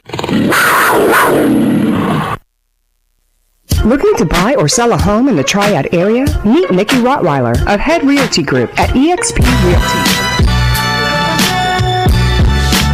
Sorry, Nikki, out of the injury timeout. Quickly back to football here at Grimsley High School as the Whirlies tied up with the Varina Blue Devils. 14 all, 2 minutes into the third quarter. It'll be 2nd and 9 coming up for the Blue Devils in their first possession as White works with Michael Farley Jr. to his right. 3 wideouts right side, 1 in motion. It's Carter who takes the jet sweep.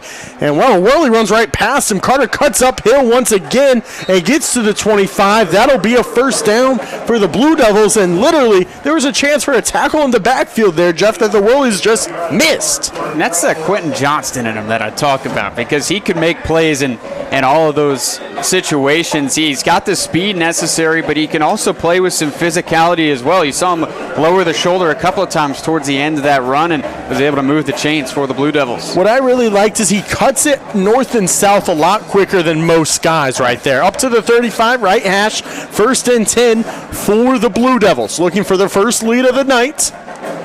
White, high snap, corrals it in, hands it off to Farley. Farley works up to the right side and picks up 5, maybe 6 before being tugged down from behind.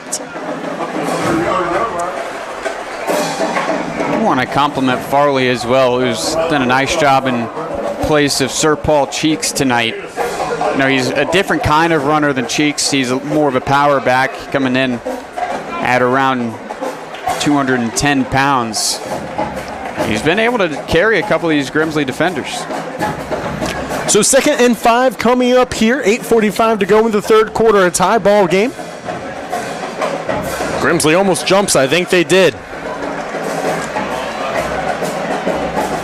Was contact made? I think they still got a reaction out of the Varina side, right. So that'll move the chains.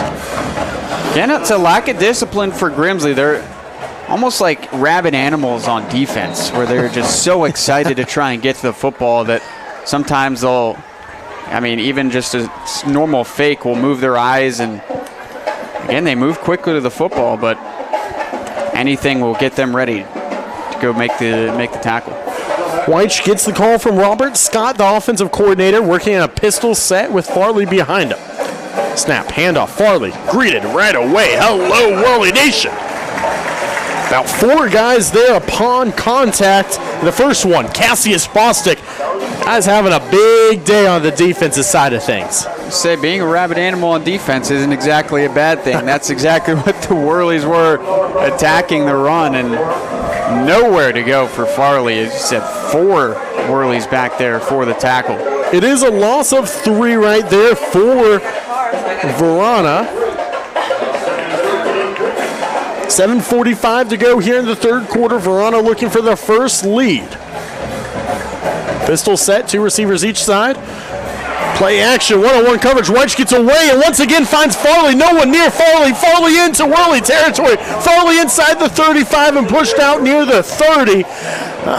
Someone keep an eye on Michael Farley Jr. He's going to get away like that. So much green space ahead of the running back there in a big-time gain.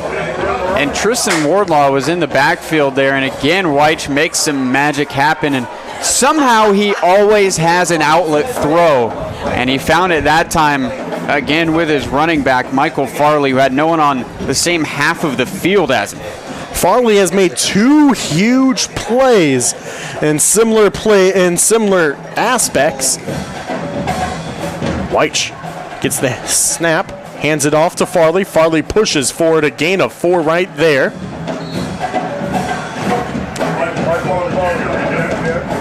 Farley gets up to the 31-yard line, a gain of 4.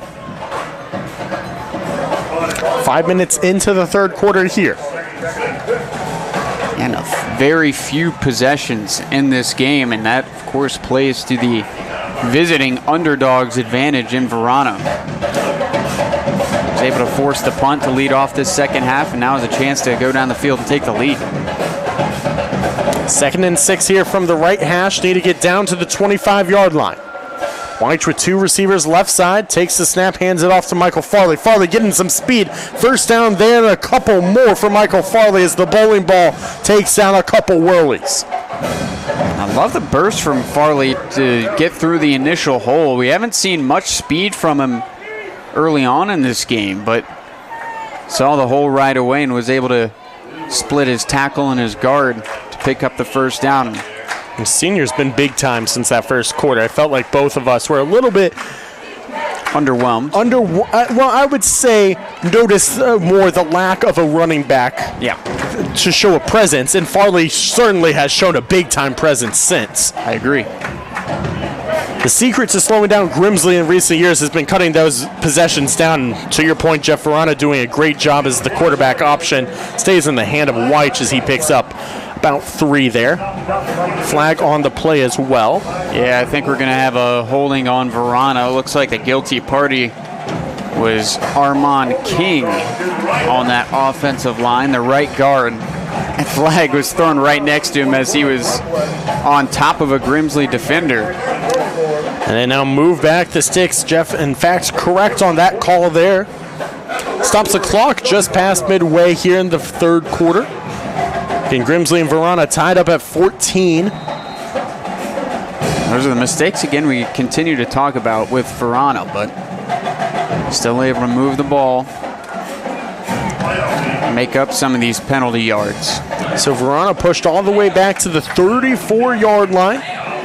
1st and 20 coming here. Clock continuing to roll. Play clock at 7. Flips down to 4. Throws for a second handoff. Now we're reversed over to White after the handoff to Farley and gets away from one flag on the play. And it's going to be a gain of a dozen. Plus whatever this yellow handkerchief means. Tamari Carter unhappy with something. I mean, everybody in the stands was reacting from the Whirlies side of things. Not sure what the official call is going to be. Something happened behind the play. I was following the ball, and Carter was behind the play, and I knew that because he was blocking, and he was the one upset party, and it looks like Varina's moving backwards. So 1st and 20, they might be headed back to Virginia for this next play. There's 2 holding calls on Varina. First trickery of the night doesn't go the Blue Devils' way. So first and 20 will be 1st and 30, Jeff. Mistakes, penalties. High school football. Yeah, that's part of it, but also, this Varina team has executed so well on a lot of these plays that hasn't mattered. It's the first penalty that's gone against Varina in a long time, and the most crucial one, I would say, since the one that led to the interception. So now, Weich and the shotgun at midfield. Needs to get down to the 15. Maybe a deep shot here to Amari Carter. Clock stopped, 5.5 to go in the third. Carter unleashes, right side, one-on-one coverage. Carter has a step, but it was thrown too far outside and out of bounds. Just kind of a screw it, Damari Carter's down there somewhere kind of offensive play call there from Varina, but you can't really blame them with it being 1st and a mile. Yeah, one-on-one coverage with Ramir Harris Dupree there. And the throw as well was out of bounds. Carter had no chance. As you said, he did have a step, but it would have taken a perfect throw to get the completion, and it wasn't really. It was both short and right down the far sideline. So 2nd and 30 coming up. Varina basically snapping this from their own high school, it feels like. Farley will be sidecar left. Play clock hits 0, no flag called. White snagged down, but I think a penalty against Bostic. As Bostic got the hand on the junior quarterback, but that one's going to go against the jack position.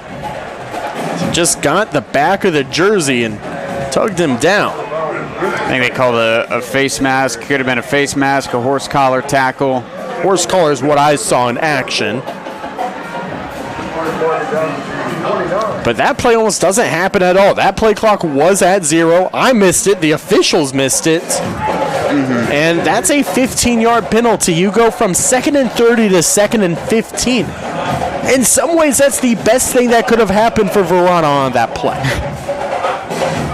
Yeah, it's typical sack to move forward 15 yards, and that's kind of the way this entire sequence here since about the 6-minute mark of this third quarter has started. That was a sack to give back to the Varina offense somehow. Right. Crazy. 2nd and 15 motion. It's going to be a jet sweep handoff. And tripped down in the backfield right there, Braylon Green.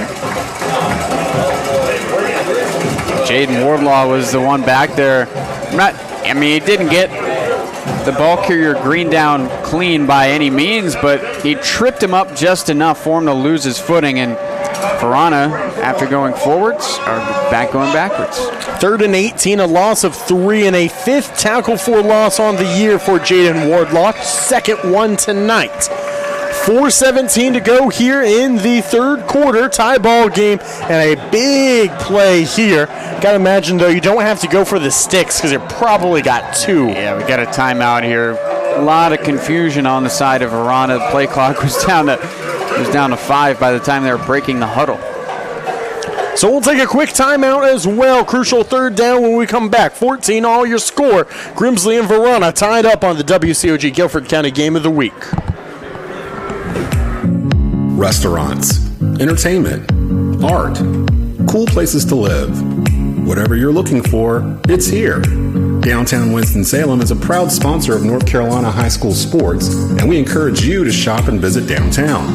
To discover more, visit www.downtownws.com or follow Downtown Winston-Salem on Facebook or Instagram.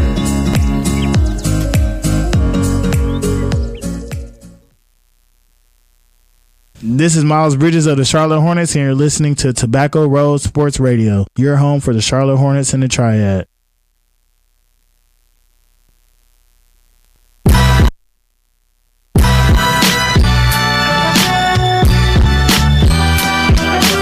Crucial 3rd down here. Varina and Grimsley tied up at 14. A 3rd and 18 for the Blue Devils, who took the 3-hour trip down to Grimsley High School. Kelsey Barnes trying to hype up the student section, who's been very modest tonight. Chase Williams, Jeff Larson here with you. As they get loud for the first time, 3rd and 18, need to find a way down to the 15. White gets the snap, rolls out right, has a man. Carter dives for it, can't complete it. The throw was short from the quarterback, and Caleb White wishes he had that one back. Great coverage as well from Demir Harris-Dupree, who was on the back of Damari Carter for most of that route. Great coverage, great legal coverage as well. It looked like White put the ball the only place Carter could catch it, and unfortunately it's too difficult a ball. And so right now you're kind of at the brisk point of where maybe you want to punt, and that's the absolute decision that Marcus Lewis is going for. You don't pick up anything on that 4th down. Maybe if you do, you go for it. But instead they're going to punt in Grimsley territory, and the Whirlies keeping their defense set up just in case it's a fake. And now a timeout. No, a delay of game. Ron's going to have to clean that stuff up. I think in this case it may have been on purpose. We kind of talked about this earlier when it was in the worst of cases, but they were real close. I mean, now you have a chance to leave it drop dead, hopefully inside the 10-yard line. Yeah, I mean, I'm not even sure it was on purpose because they were just that slow getting out on the field. But even then, it works into their advantage. Grimsley puts 2 returners back deep. That means they want to return it. And Allen boots it over the head of everyone, and it's going to dance out at the 2-yard line. And Allen is fired up. Allen Green right there with a beautiful punt. That's as good as it gets from Allen Green. I thought it was going to play at a disadvantage, the fact that they were moved back in the aspect that Grimsley's going to have return men back there, but it was a perfect angled punt. It looked like it was sailing into the end zone off of his foot. But again, 2 side hops, and all of a sudden the Whirlies are stuffed back in their own end. 98 yards to go for Brody Lowe and his offense. See what Jesse Tripp pulls out here as the offensive coordinator. Ty Shoemake in at running back. 3:55 to go here. Kyan Battle to the right. Shoemake to the left of the quarterback. 8 guys tucked in deep, and it's a handoff to Battle. He gets out to the left side, cuts forward past the 10. That one's going to be a gain of 11. They are backed up no longer. Grimsley with some space to play with. It's like Battle's coming up limping off the field, but a great play call that time from Jesse Tripp, the offensive coordinator, getting out wide. Again, Varina continues to load that box and play the interior. Get one of your speedsters out wide, and he can make things happen. Didn't even notice Hudson Cooper was in at quarterback right there. Lowe was actually out on the sidelines. Cooper plays that Wildcat QB. Lowe now in. Cooper's wide out right with 2 others.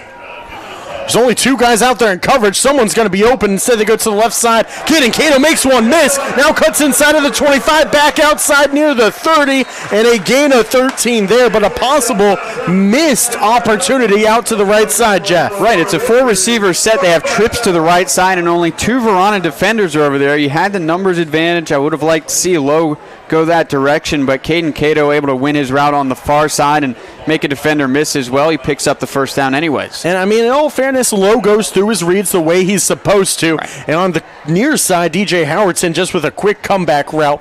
So really it ended up being 2 guys on and 2 guys in defense. So, you know, in the end, it's the right play to make, but if Grimsley noticed that and can make that change quickly, it could have been a score. Handoff, Shoemake. Doesn't go anywhere. Gain of 1. 2:32 to go here, and 2nd and 9 coming up.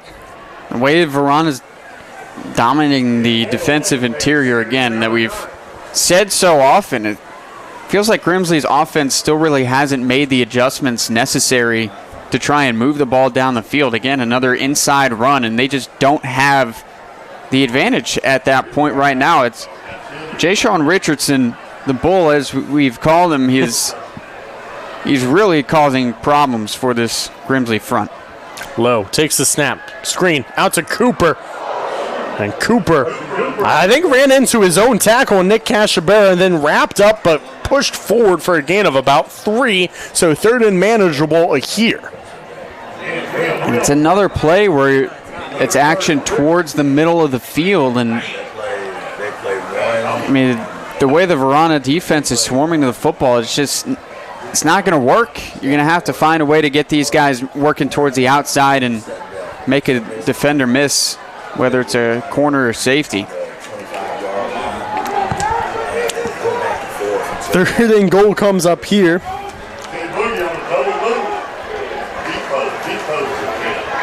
Third and 6 is the call. Gets it to Cato, left side.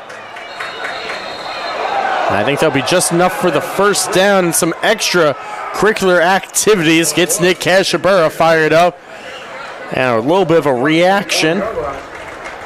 Even then, that's a first down for Grimsley on a crucial 3rd down play. Strong hands from Caden Cato, who had a defender on his back, and the throw was a little high and off target. He's able to bring it in and move the chains for the Whirlies on a critical down and distance.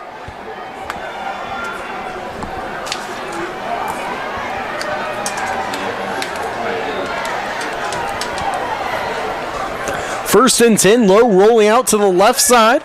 Looks down, finds a guy. It's Cato once again, dancing across the middle of the field past the 40. It's only a pickup of about 3 there.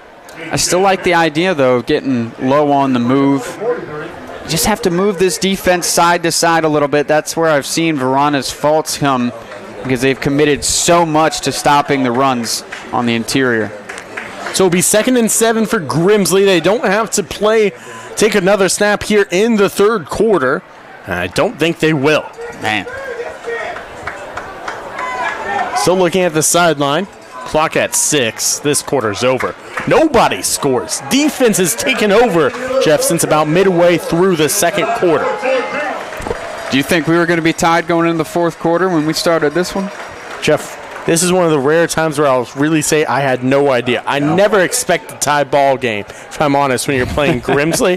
But I had no idea what to expect. There was so little out there on the Blue Devils. And in the end, it's been a pleasant surprise. Fourth quarter with everything to be decided ahead of us as you continue to listen to the WCOG Guilford County Game of the Week, powered by Tobacco Road Sports Radio. Every day, people ask us, do we really have enough saved to retire? Our custom retirement paycheck plan can answer that.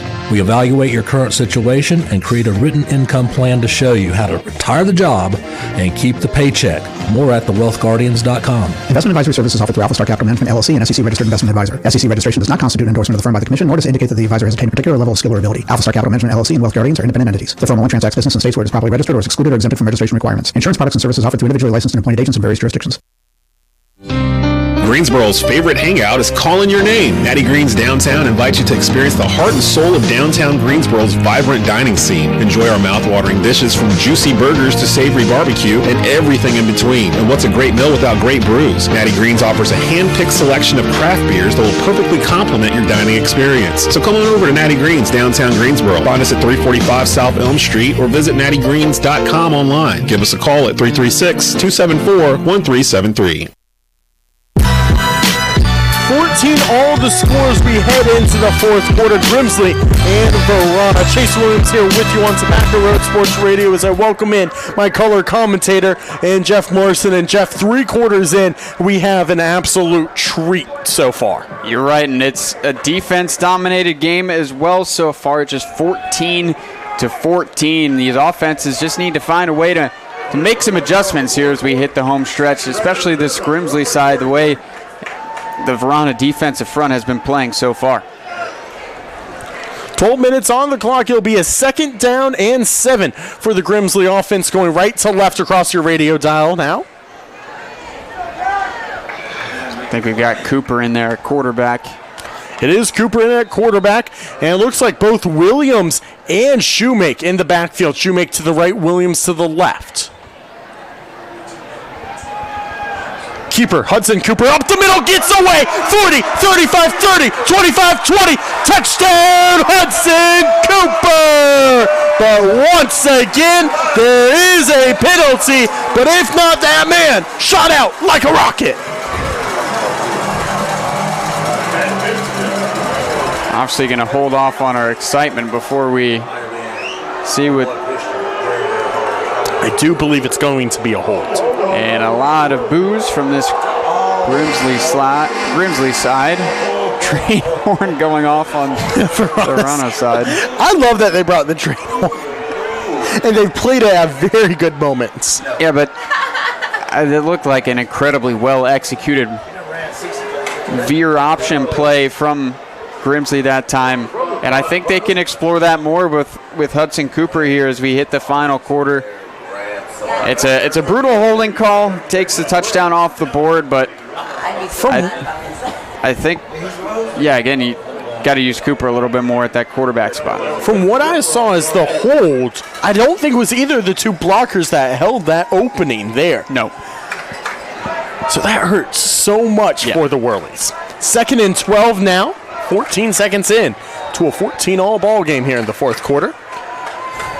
Hudson Cooper still in at QB.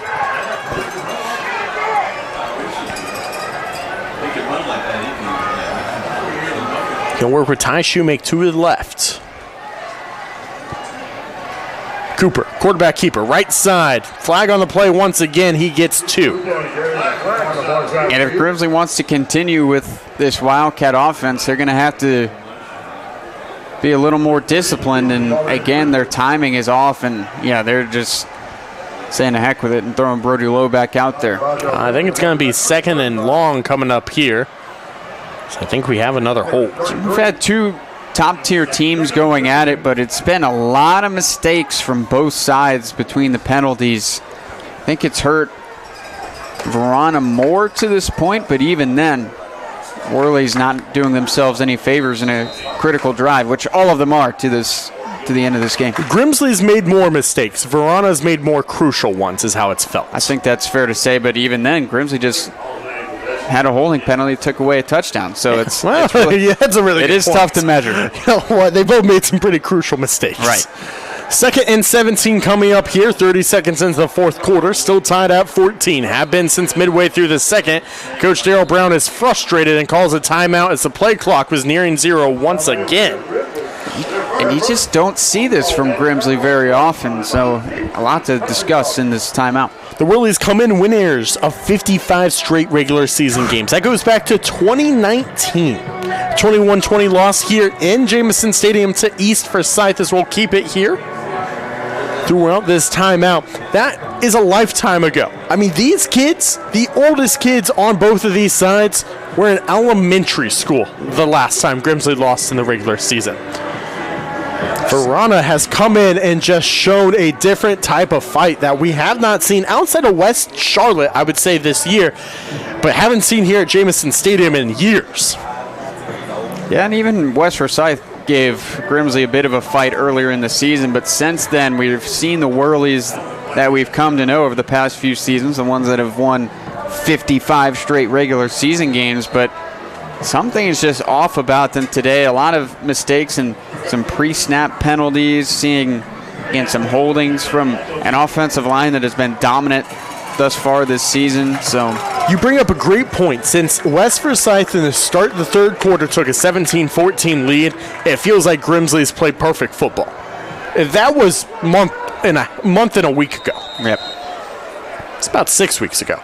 Brody Lowe works with Jaden Taylor in the backfield. 2 receivers left side, 1 to the right. It's Cato singled out to the right.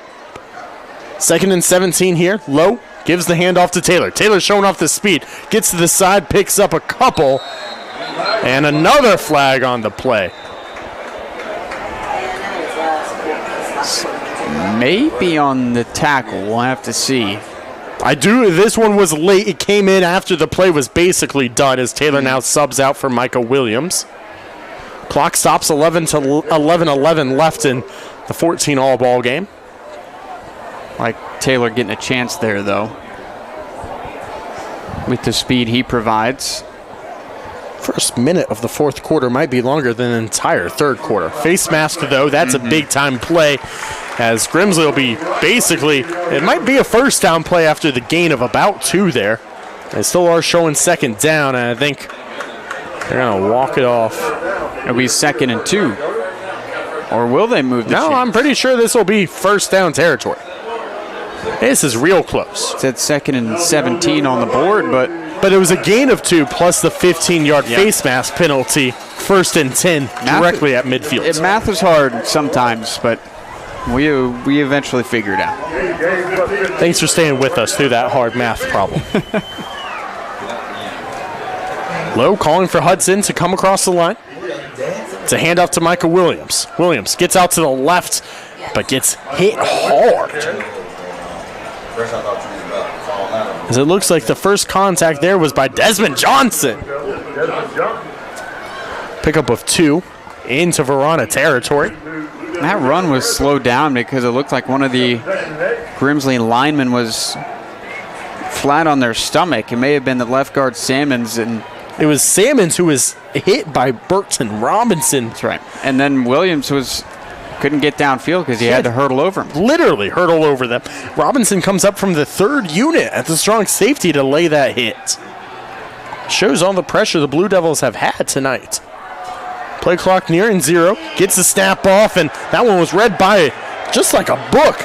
Seer Rex saw that right there. Brody Lowe was just looking down the senior receiver in Hudson Cooper, nearly made a play on it, and that one probably would have gone to the house for 6 if Rex got more of his paws on it. We're seeing the freshman quarterback telegraph a couple of his passes now that have been near interceptions, and Rex broke on that ball as soon as Lowe squared up to his target. Could have been really dangerous, especially at the nature of the round. It was a curl. If Rex was able to jump in front of it, he was going back for 6. So let's see what Coach Tripp's thinking here. Hudson Cooper, your quarterback, as Patrick Carter comes in for the freshman QB. Cooper works with Battle to his left, Williams to his right. Handoff, Battle. Battle trying to get outside, spins away, but collected right at the original line of scrimmage. It's going to be a loss of 2. I think it's the quarterback, Caleb White, in on the tackle. White does play some defense. He's the starting free safety. Chase Humantle will come out to punt it back to the Blue Devils. This has been a Herculean effort from Varina High School coming down here from Richmond. They just have to capitalize and stop making some mistakes on the offensive side. Still a tie game here.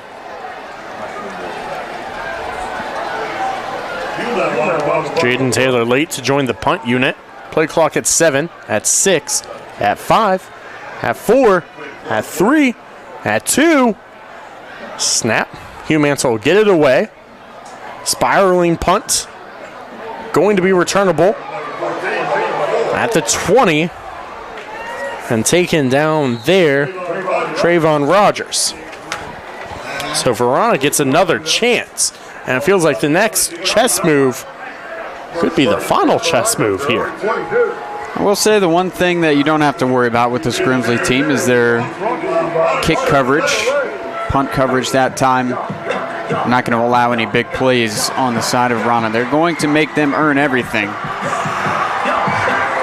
Grimsley student section trying to get into this, so the cheerleaders go to the local officers and make a sign. It says cheer or go to jail, and that makes the student section as loud as it has been in a while. It was funny. I was trying to figure out what they were looking at. They had the flashlight out. It was a great fake there from the officers. 1st and 10 coming up, though, from the 24-yard line. White, handoff to his running back, and Michael Farley. And it's a gain of 2 there off to the right. Grimsley defense needing a stand more than ever. This unit has been so good all year with, and I talk about the team speed from this Grimsley defense, is able to catch Farley that time. 2nd and 8 coming up as we near 8.5 minutes left in the ball game. 14 all the score. Varina at their own 25 between the hashes. 2 receivers, one in front of the other. Out to the right, 2 H-backs move from left to right onto the line. White calls for the snap, hands it off to Farley. Farley taken down from behind. Seeing 2 conservative calls in a row here from the Varina offense. And Bostic was the one that broke from the jack position to make that play. 3rd and long comes up now. Bostic's playing a heck of a game on the side of the Whirlies defense. I think we might be talking to Cassius Bostic on Monday at Whirly Nation. Yeah, off of the edge, he's caused all sorts of problems. Had the big interception earlier on, but he's also playing well in run defense, as this place is going to get loud. Former college football stadium. 3rd oldest high school in North Carolina. Longest win streak in the regular season across the state. As Carter takes a step back. Back to pass is White. 1-on-1 coverage, left side. And there's going to be a penalty against Ramir Harris Dupree. A lot of grabbing down the sideline.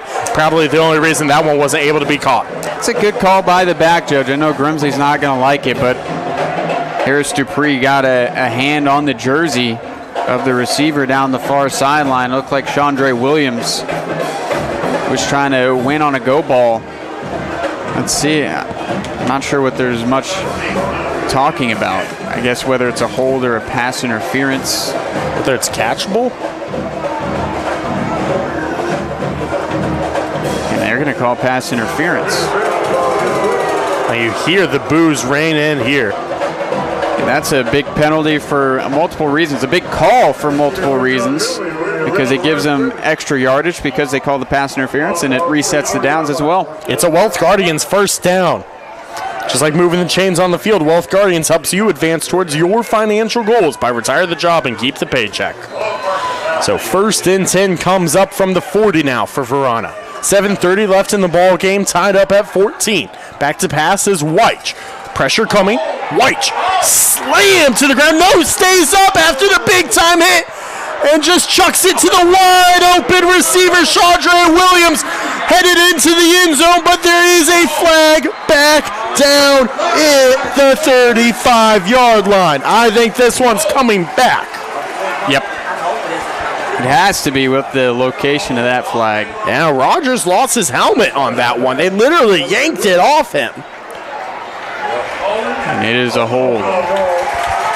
So now both sides have seen a holding penalty bring back a touchdown.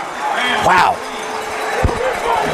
Caleb White, quarterback for Varina, has had no business making some of the plays that he's been able to make so far today, breaking away from sacks, making guys miss. Was able to find a receiver wide open, because you assume when everyone is collapsed on the ball that, you swarm to the football, and wide open was Chandre Williams, but again, too much pressure. And who was the guy who got held was Bostic, who was applying more pressure. He was stunning in from the outside towards the interior, and they just had to catch him, and it results in a holding. Grimsley, got to stay on your play of what you're supposed to do there, your assignments. White, quarterback, keeper. Pushes forward about 3, maybe 4 yards now. A great second push from that offensive line, and White to keep his legs going. Man, White has a lot of power running the football for a guy that's 5'10", 170. You're able to keep the pile moving, and looks like we've got a Blue Devil down. And someone slow, headed back to the ground. Looks to be a skill position player. Can't tell who it is. But with that, we'll take a quick timeout and be back for the final 6:57 of a tie ball game. 14 points apiece. Grimsley and Varina here on the WCOG Guilford County Game of the Week. Welcome to Bobo's Deli and Grill in Winston-Salem. Come enjoy the game day vibe or relaxing meal outside on our newly renovated patio. At Bobo's, we serve more than just great food, we serve our neighbors. Quick, friendly service every time. And with football here, try our event catering. Whether it's game day, school events, or family celebrations, Bobo's caters for any size group. Bobo's Deli and Grill, 3478 Robin Hood Road in Winston-Salem. Hey, did you know you can have the best soul food in the Triad delivered right to your doorstep? That's right, Taste of the Triad is now on DoorDash. Get fried chicken, fried fish, turkey necks, pork chops, beef or pork ribs, meatloaf, we even have oxtails, y'all, delivered right to your doorstep. Stay out of the kitchen tonight and order the best soul food in Winston-Salem, Taste of the Triad. Look them up on DoorDash or visit them at 4320 Old Walkertown Road in Winston-Salem, or call ahead your order for pickup at 336-448-5932. You're listening to Friday Night High School Football on 1320 AM WCOG Greensboro and 105.3 FM W287GD Greensboro. Coming out of the injury timeout, it is in fact a skill position player for Varina who goes down. It's Caleb White, the starting quarterback, who's done so much and helped lead Varina in this game, 14 apiece. And now Braden Green comes in, 2nd and 14, 6:50 left in the tie ball game. And now it's just different look for the Blue Devils. Green, a sophomore, 5'10", 160.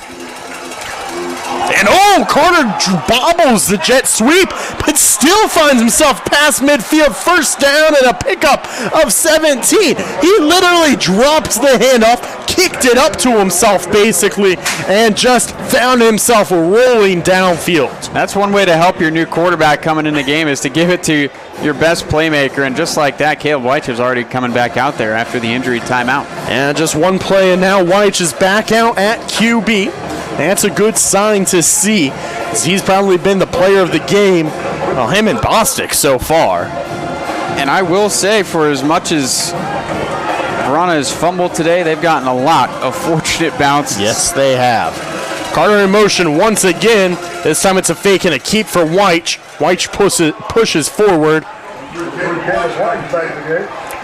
And it's a pickup of 5, maybe 6 there right up the middle on the option play. Looked just fine right there. I'm not sure what he was, or what he hurt a couple plays ago, but he looks just fine. Showed some explosiveness on that run. And I think if you're the Grimsley side, it's time to get nervous. Over halfway through this fourth quarter here, 5:30 to go, 14 all the score. 2nd and 5. As Varina trying to get down to the 38. Motion, handoff, Farley. Farley left side, it goes nowhere. He says hello to Nasir Crawford, who's back in the game. And it's going to be a gain of 1.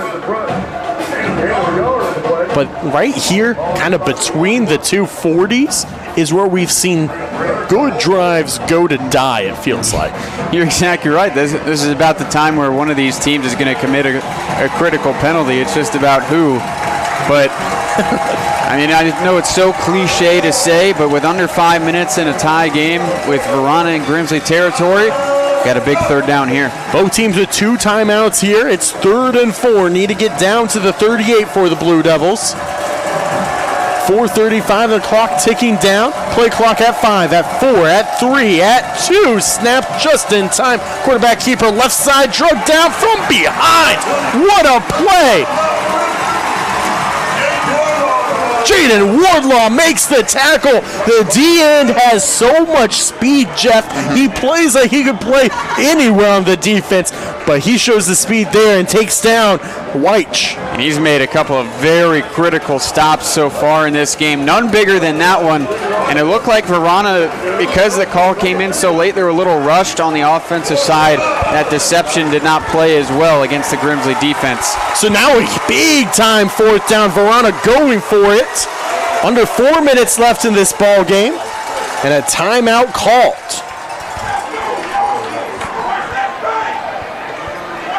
Not sure who called that timeout here. I'm not sure anyone called a timeout. Actually, it looks like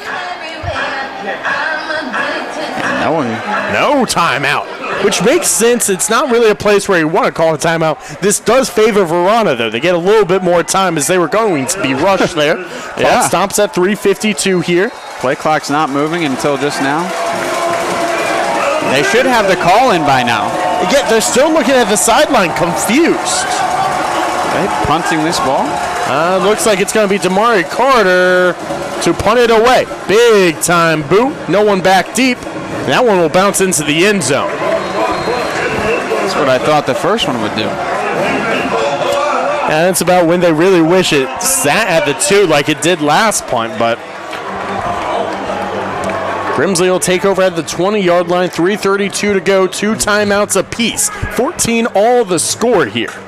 And this is what you dream about, the moments like this. If you're Brody Lowe, the quarterback, a chance to lead a game-winning drive late in the game against a very good opponent. He's going to have to prove himself here, the freshman, in easily the biggest spot that he's been in since taking over as a starting quarterback for Grimsley.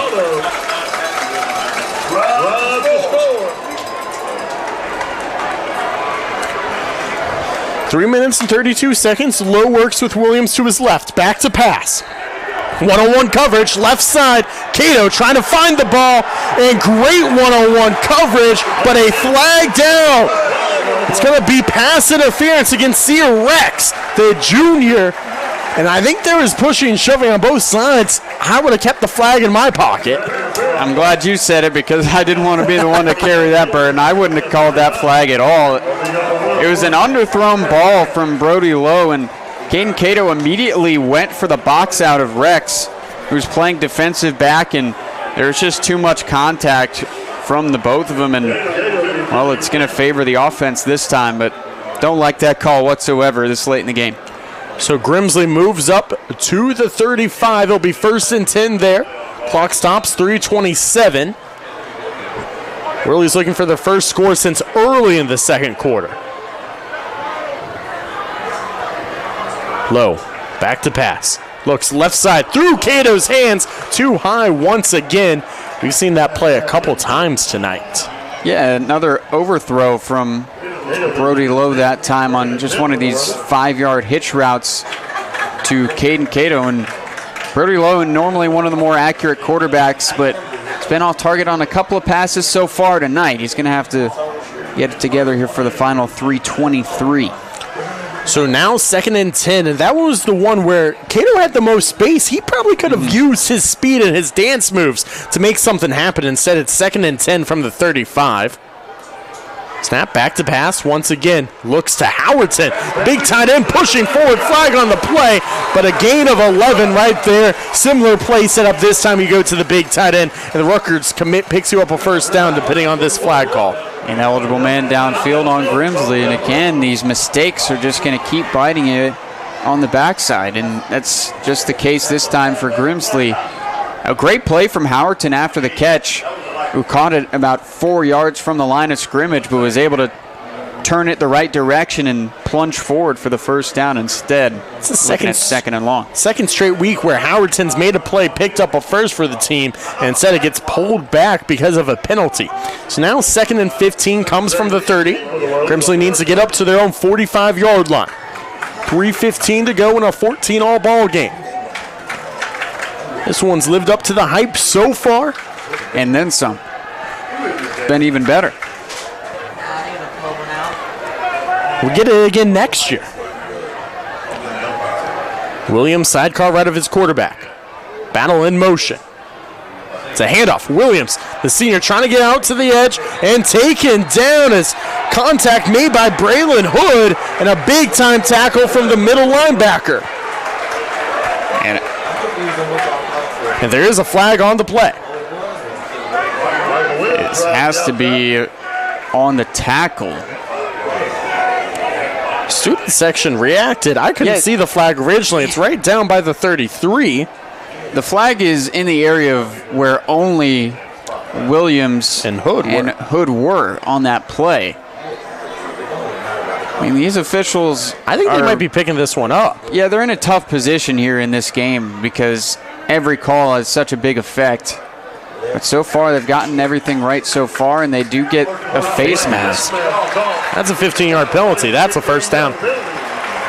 That's a great job, though, by Williams, using his speed to try and get to the outside. Great job from Grimsley to use some eye candy, sending Battle towards the far side where his fellow receivers were to maybe set up a potential screen. Instead, they bring the sweep back this way. Just sets up a one-on-one situation going east and west and turns into a battle of a wingspan almost. And Hood just could not reach out to get Williams. Ends up grabbing the face mask, a critical penalty again. Jeff, I don't know how you feel here, but I think Grimsley needs to switch something up. This is where I would go to a jet sweep, specifically to Caden Cater. Again, you can use his speed. He's on the short side of the field, which means you can bring him towards the far side, almost like they just did with Micah Williams. Just under 3 minutes to go here, 2:53 on the clock. Play clock's at 4, at 3, at 2. Snap. Play action. Looking. Ooh, nearly picked off once again. Hudson Cooper wasn't looking, and Damari Carter was too late to react. And that's the third time tonight where Varina is half a step too late to an interception. And we haven't seen too many RPOs today from the Grimsley offense, but we saw one there, and it was very poorly blocked. Kason Patterson, the defensive end for Varina, crushed Brody Lowe on the throw, so much so that his jersey came off of his shoulder pad. It does stop the play clock at 2:41. Game clock is at 7, play clock at 7. Now at 4, at 3. 2 wideouts each side at 2. Lowe gets the snap, back to pass. Steps into it. One-on-one coverage. Caden Cato with the step. He corrals it in at the 10. And he's just short of the end zone. A 54-yard pickup for the Charlotte commit. And he shows off the speed against another D1 talent. Wow. By the way, what a throw from the freshman, and this game just got flipped around. Grimsley hasn't had momentum since sunset. What a big-time play and a big-time throw from Brody Lowe, hitting his speedster on a deep post route, and great protection from the offensive line. We haven't been able to say that much for the Whirlies tonight, but Lowe had all day and was able to deliver a dart to his speedster. Lowe with the sophomore running back and Ty Shoemake to his right. He'll hand off there. Shoemake pushes forward and falls in for sit. Whirlies strike with just under 2 minutes left on the clock as Ty Shoemake with his second touchdown of the night. And I think very well, if we look back on this season, that we're going to be talking about that throw from Brody Lowe to Caden Cato as the biggest play of the season for these guys. I know it's just a non-conference game, but these are two absolute powerhouses going at it. And how about the freshman on that throw? That arm was incredible and a great deep post as Caden Cato gets away from the Virginia commit. Hugh Mantle, kick, up, kick, good, 21-14, and that's important, Jeff, because we've already seen the Varina Blue Devils miss an extra point attempt tonight. And I know we keep going back to that deep post play. I was worried about the back judge potentially getting in the way. He almost played a second defender there, but good on him to get out of the way and let the boys play it. Don't think it had any effect on anybody, but again, Cato is just, he's the fastest guy on the field. You have to get him involved, and no bigger play than that. And Ty Shoemake as well. You let the power back inside the 2-yard line and let him finish the rest. It's not the jet sweep I asked for, but nonetheless, you do what?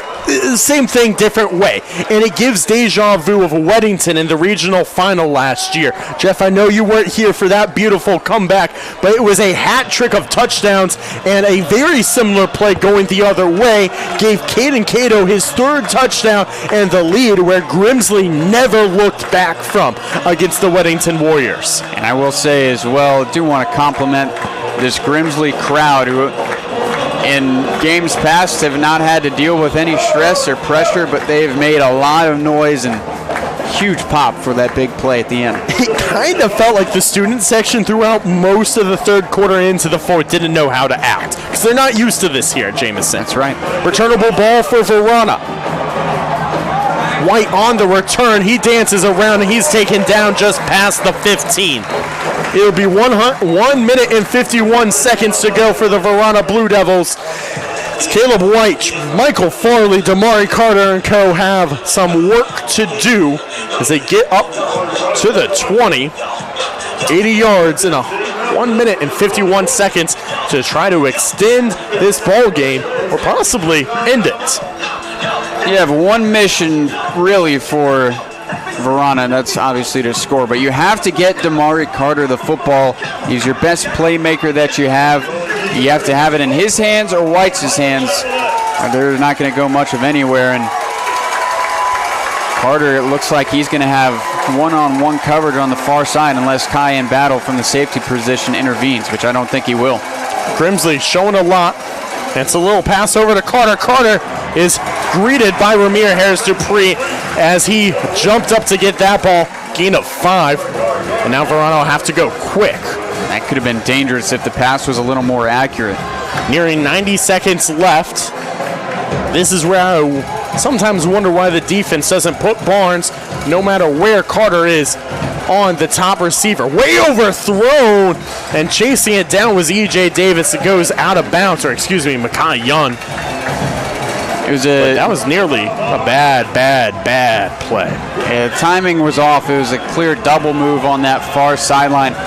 It was a 5-receiver set for Varina. They had 4 receivers to this wider near side to just 3 defenders. And I think a couple of the Blue Devil receivers were frustrated that they didn't go their direction. Varina with 2 timeouts, 1:22 to go here. 3rd and 5, need to get up to the 30-yard line. I gotta wonder if you do an option play here between Farley and White just to try to pick up some yards. Quarterback keeper left side White got some blockers, gets up, first down, pushed out of bounds at about the 33. Solid gain of 8, exactly what is needed there. Clock stops. No, it's still ticking at 1:10. Now stops. Nope. I'm not sure why the clock is still running. It was a first down and it got out of bounds. Now it stops at 104. They need to reset that clock. They reset it to 112, but Everything's pretty, so 104 it stays. Going back to that play, it was a risky play call, but well executed on the quarterback power. Get the first down, get out of bounds. 2 receivers each side. Quick play out to Carter. He drops the screen pass right there. Damari Carter was just thinking a little too much about where he could go with that one and didn't corral it in. Yeah, nothing hurt. I think it's better to drop that ball rather than catch it and maybe fight for extra yardage in bounds. But only 2 seconds come off the clock. It's still second down. I don't think you're too worried about it right now if you're Varina. 2nd and 10, 62 seconds left in the ball game. Need to get up to the 40, 41 here to be exact. Farley flips from left hip to right hip of the junior quarterback. 2 receivers each side. Whites drops the snap, picks it up, projecting out to the right, has a man, Chandre Williams, and from behind it's Ramir Harris Dupree, who literally bats that ball out of Williams' hands. A great play from the junior corner. Another high pass from Whites, and what has been their best offense, honestly, on the game has been the drop snap, where it gets the Grimsley defenders to look at the football rather than looking at the receivers. But again, been impressed with Ramir Harris Dupree, who's, I guess the less heralded of the corners between him and Concy Barnes, but he stepped up in a lot of really big spots for this Whirlies defense, and he does it again there. Dupree's done so well this season, though. Got to give him a ton of credit from week 1 all the way through so far. 3 deep safeties near midfield, play action. Whites just gives it off to Farley. Farley at the 30, trying to dance away from Ramir Harris Dupree, but he can't. Ramir trips him up, pushes him out of bounds, and another huge time tackle. And elite play recognition as well from Ramir Harris Dupree, and Varina very obviously going to have to use one of their timeouts. It was a design swing pass out to the running back, Michael Farley, and again, just an elite job from Harris Dupree to break on that football. It was a one-on-one play. That's one where, on the offensive side, you expect your guy to break away from it. But again, Ramir Harris Dupree does not give in. He hangs on and is able to force Farley out of bounds and sets up a 4th and 10 here. So Varina uses one of their 2 timeouts left. They're down to just the single one, but they're down to just a single play to extend this ball game. 35 seconds left. The Blue Devils trail 21-14 the score. Jeff, this is a playoff atmosphere here at Jameson Stadium in early October.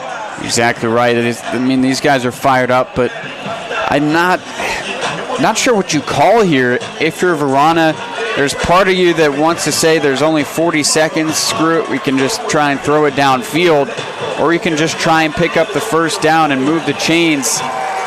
It's going to be interesting to see as well how Grimsley defends it. They went 3 safeties on the last play, and it looks like they're going to do it again. Yeah, Damari Carter lined up with Concy Barnes on the far side where there's a lot of green grass. I would say out route past the 6 right there is your first option. We'll see what's played. Carter in motion. And bobbled snap, Carter with it back at the 20. Now he heaves it downfield. It's corralled in at the 50-yard line and pushing forward. What a play. Wow. Jeremiah White on the catch. Oh, wow. So Damari Carter comes across, bobbled snap, gets the handoff, back at the 20, and throws it down to White. Clock's ticking, though. That was as they clock it.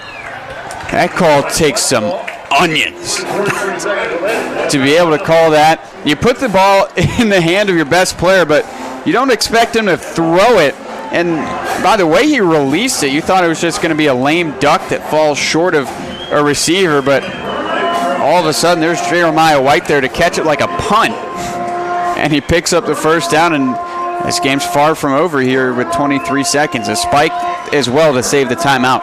I thought originally it was trying to throw it down the right side to Chandre Williams, and there was not a chance it was making it there. Instead, Jeremiah White corrals it in without a Whirly around him, and life once again for the Blue Devils into Whirly's territory down to the 48.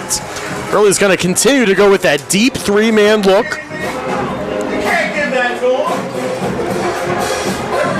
As they reset the play clock. To the frustration of the Grimsley sideline. And now a timeout from Coach Daryl Brown.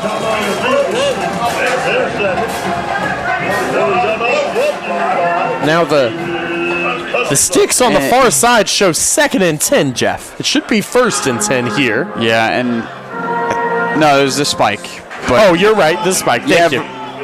Varana's very fortunate in that situation that they went to reset the play clock. I'm not sure any substitutions were made, which is the only situation in which you would reset it.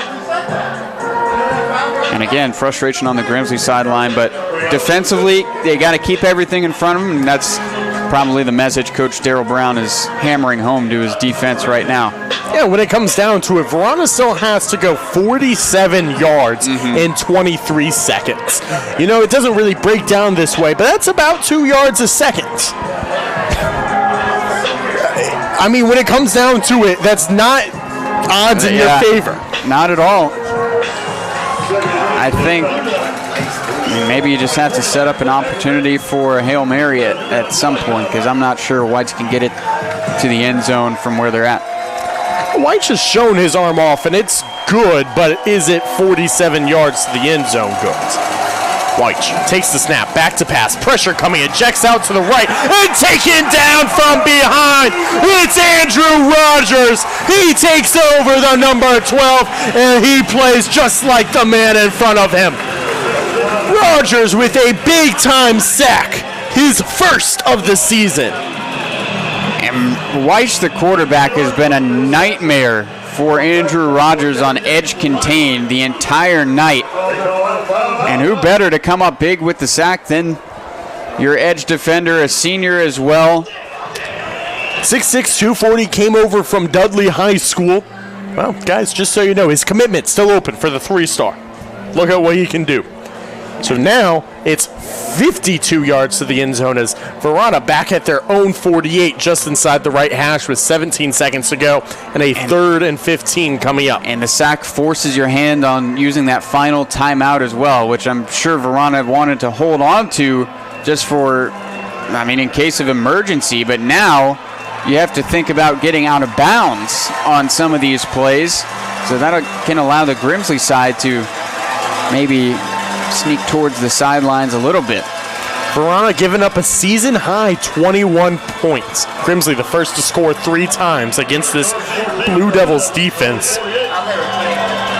And honestly, I wouldn't be surprised if we see a screen or even a handoff on this play to set up a spike. You got 17 seconds. That's a perfect amount of time to get you 2 plays, but nothing more if you're staying in bounds. Timeouts, yeah. I got to imagine if you possibly go to the screen to try to get more space out to the edge, but then you risk, excuse me, you can't clock it. You see the Varina. So you have to go with the screen here, in my opinion. Well, I guess you run up the middle. You just don't let 2 guys get too far away. It said second down before, but yeah, you can't. Well, even then, you take out the spike and you just run a Hail Mary. But you got to be very prepared for that. Correct. This is the offensive line now huddling up by themselves on the Blue Devils. This feels like they're playing for a title of some sort. Now it's North Carolina versus Virginia. A big-time battle here. 17 seconds left, 3rd and 15. Varina trails by a score. Back to pass. Caleb White looking left side, throws out, and overthrown looking for Jeremiah White. So with 13 seconds left, the ball game to be decided possibly on 4th down. Now it would take something special for this to not be Varina's last play, meaning they would have to make a catch and get out of bounds if they want another chance.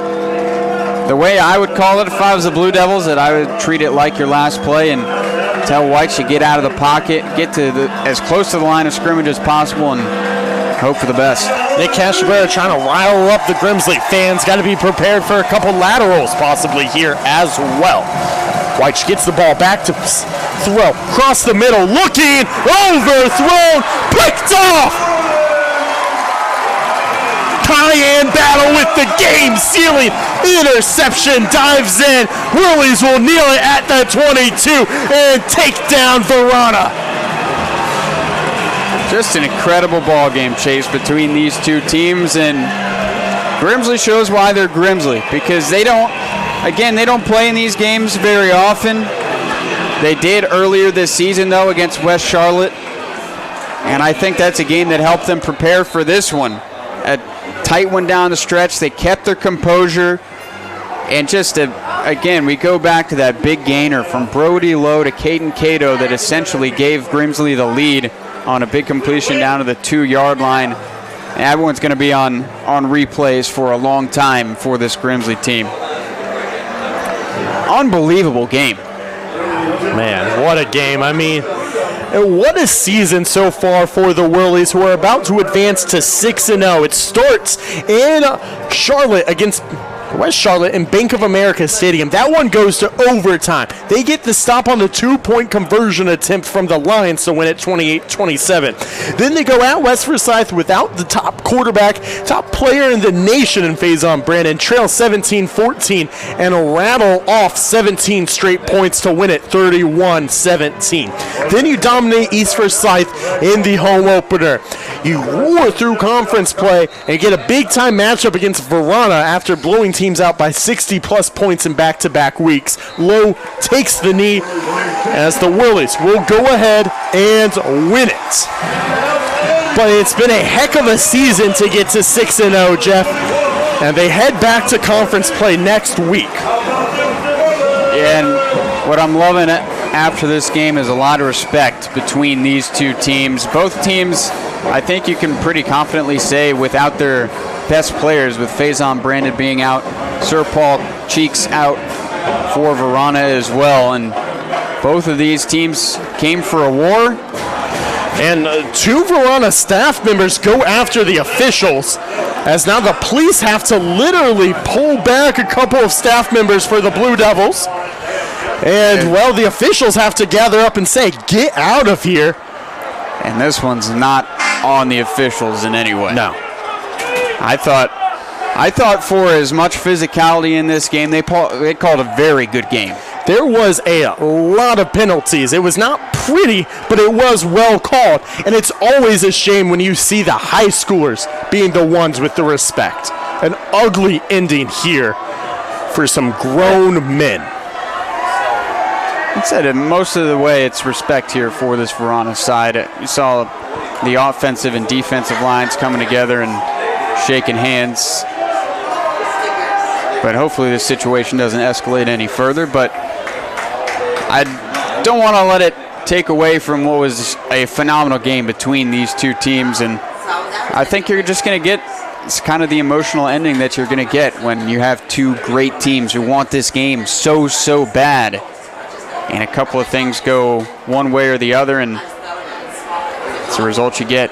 Jeff, you're completely correct here. There's a lot to be proud of on both sides. And one thing I think we're seeing from the Whirlies this year, as we start to get to October, and when I say once you get to October, you can say the P word, playoffs. The Whirlies will be in the playoffs. We know they will be. But the big thing is they'll be playoff tested before they get there. They don't have a while since they've been playoff tested, most likely. Now, you never know what happens over the next couple weeks. But with that being said, with games like West Charlotte, West Forsyth, and this Varina team, they know what it's going to take to win big-time games and get back to a state championship and hopefully hoist another trophy. And now we're seeing some jawing as well, which is not necessary. Two teams, again, that played such a great game. And you said it, battle-tested, and that's something Grimsley can't say last season. I guess they were just that good last season that they didn't really need a test. But when you've got, again, your top player out in Faison Brandon at the most important position of quarterback, things are going to be a little more difficult. And you've seen that at times, but again, this Grimsley team just has championship DNA inside of them and have come up clutch in some big moments so far this season, and they prove it yet again. I'm going to get on my high horse for just a second here, because this, I feel, needs to be said. In a high school environment, everyone who's on the coaching staff, everyone who is a parent of these teams, they lead by example. And when you show a bad example, your players follow it. Mm-hmm. It is a sad ending here to see the way these two teams jawed, and the fact that both these coaching staffs had to pull their players away because it was led by a bunch of grown men wanting to go after the officials after the clock hit 0. I'm sorry, but that has to be said here. And I'm not trying to call out the coaching staff of the Varina Blue Devils, but it started. And then their players reacted. It was a beautiful thing to see how hard these teams fought and how initially they went to go ahead and shake hands afterwards, and the adults made it ugly post-game. And we talked about it during the game as well, that, I mean, there's big calls against both teams, and we couldn't really figure out which one it favored more than the other, and I don't think it did favor one team more than the other. I think there were some mistakes made on both sides, and I think it's unfair to put that on the officials because Varina came in here and played a great game. I really loved watching their defense play, and their quarterback, Caleb Weich, made some really, really magical plays tonight that can't go unnoticed. It was chippy for 48 minutes between the sidelines, between all the out-of-bounds lines. Yep. And it shouldn't have been chippy afterwards. It's a shame, but nonetheless, the Whirlies 6-0 and continue their undefeated season. 56 straight regular season wins. Varina falls to 4-2. And, well, this team's got a whole lot ahead of them. This is a really good Blue Devils squad. I don't want to ignore that fact. This is a team that they can compete against anyone. I was about to say that's a great point, Chase, because I think Varina exceeded, at least from my point of view, they exceeded their expectations coming in here and taking it down to the final couple of minutes. But, again, a lot to look forward to. Still a lot of season left. We're just in the first weekend of October. So Varina, especially if they can get some players back, they're going to be a problem moving on in the state playoffs in the VA. Grimsley on to Ragsdale next week. 6:30 kickoff time for the WCOG Guilford County Game of the Week. 6:30 pre-game, 7 o'clock kickoff. True. As Varina heads back up north, they'll be at home against Hanover. That one also a 7 o'clock kick if you are tuned in from the state up north. We thank everyone for tuning in tonight. An absolutely beautiful matchup tonight. 21-14, Grimsley escapes against Varina. For Jeff Marson, I'm Chase Williams. We thank you all for listening. Have a great night. You've been listening to the WCOG Guilford County Game of the Week, powered by Tobacco Road Sports Radio.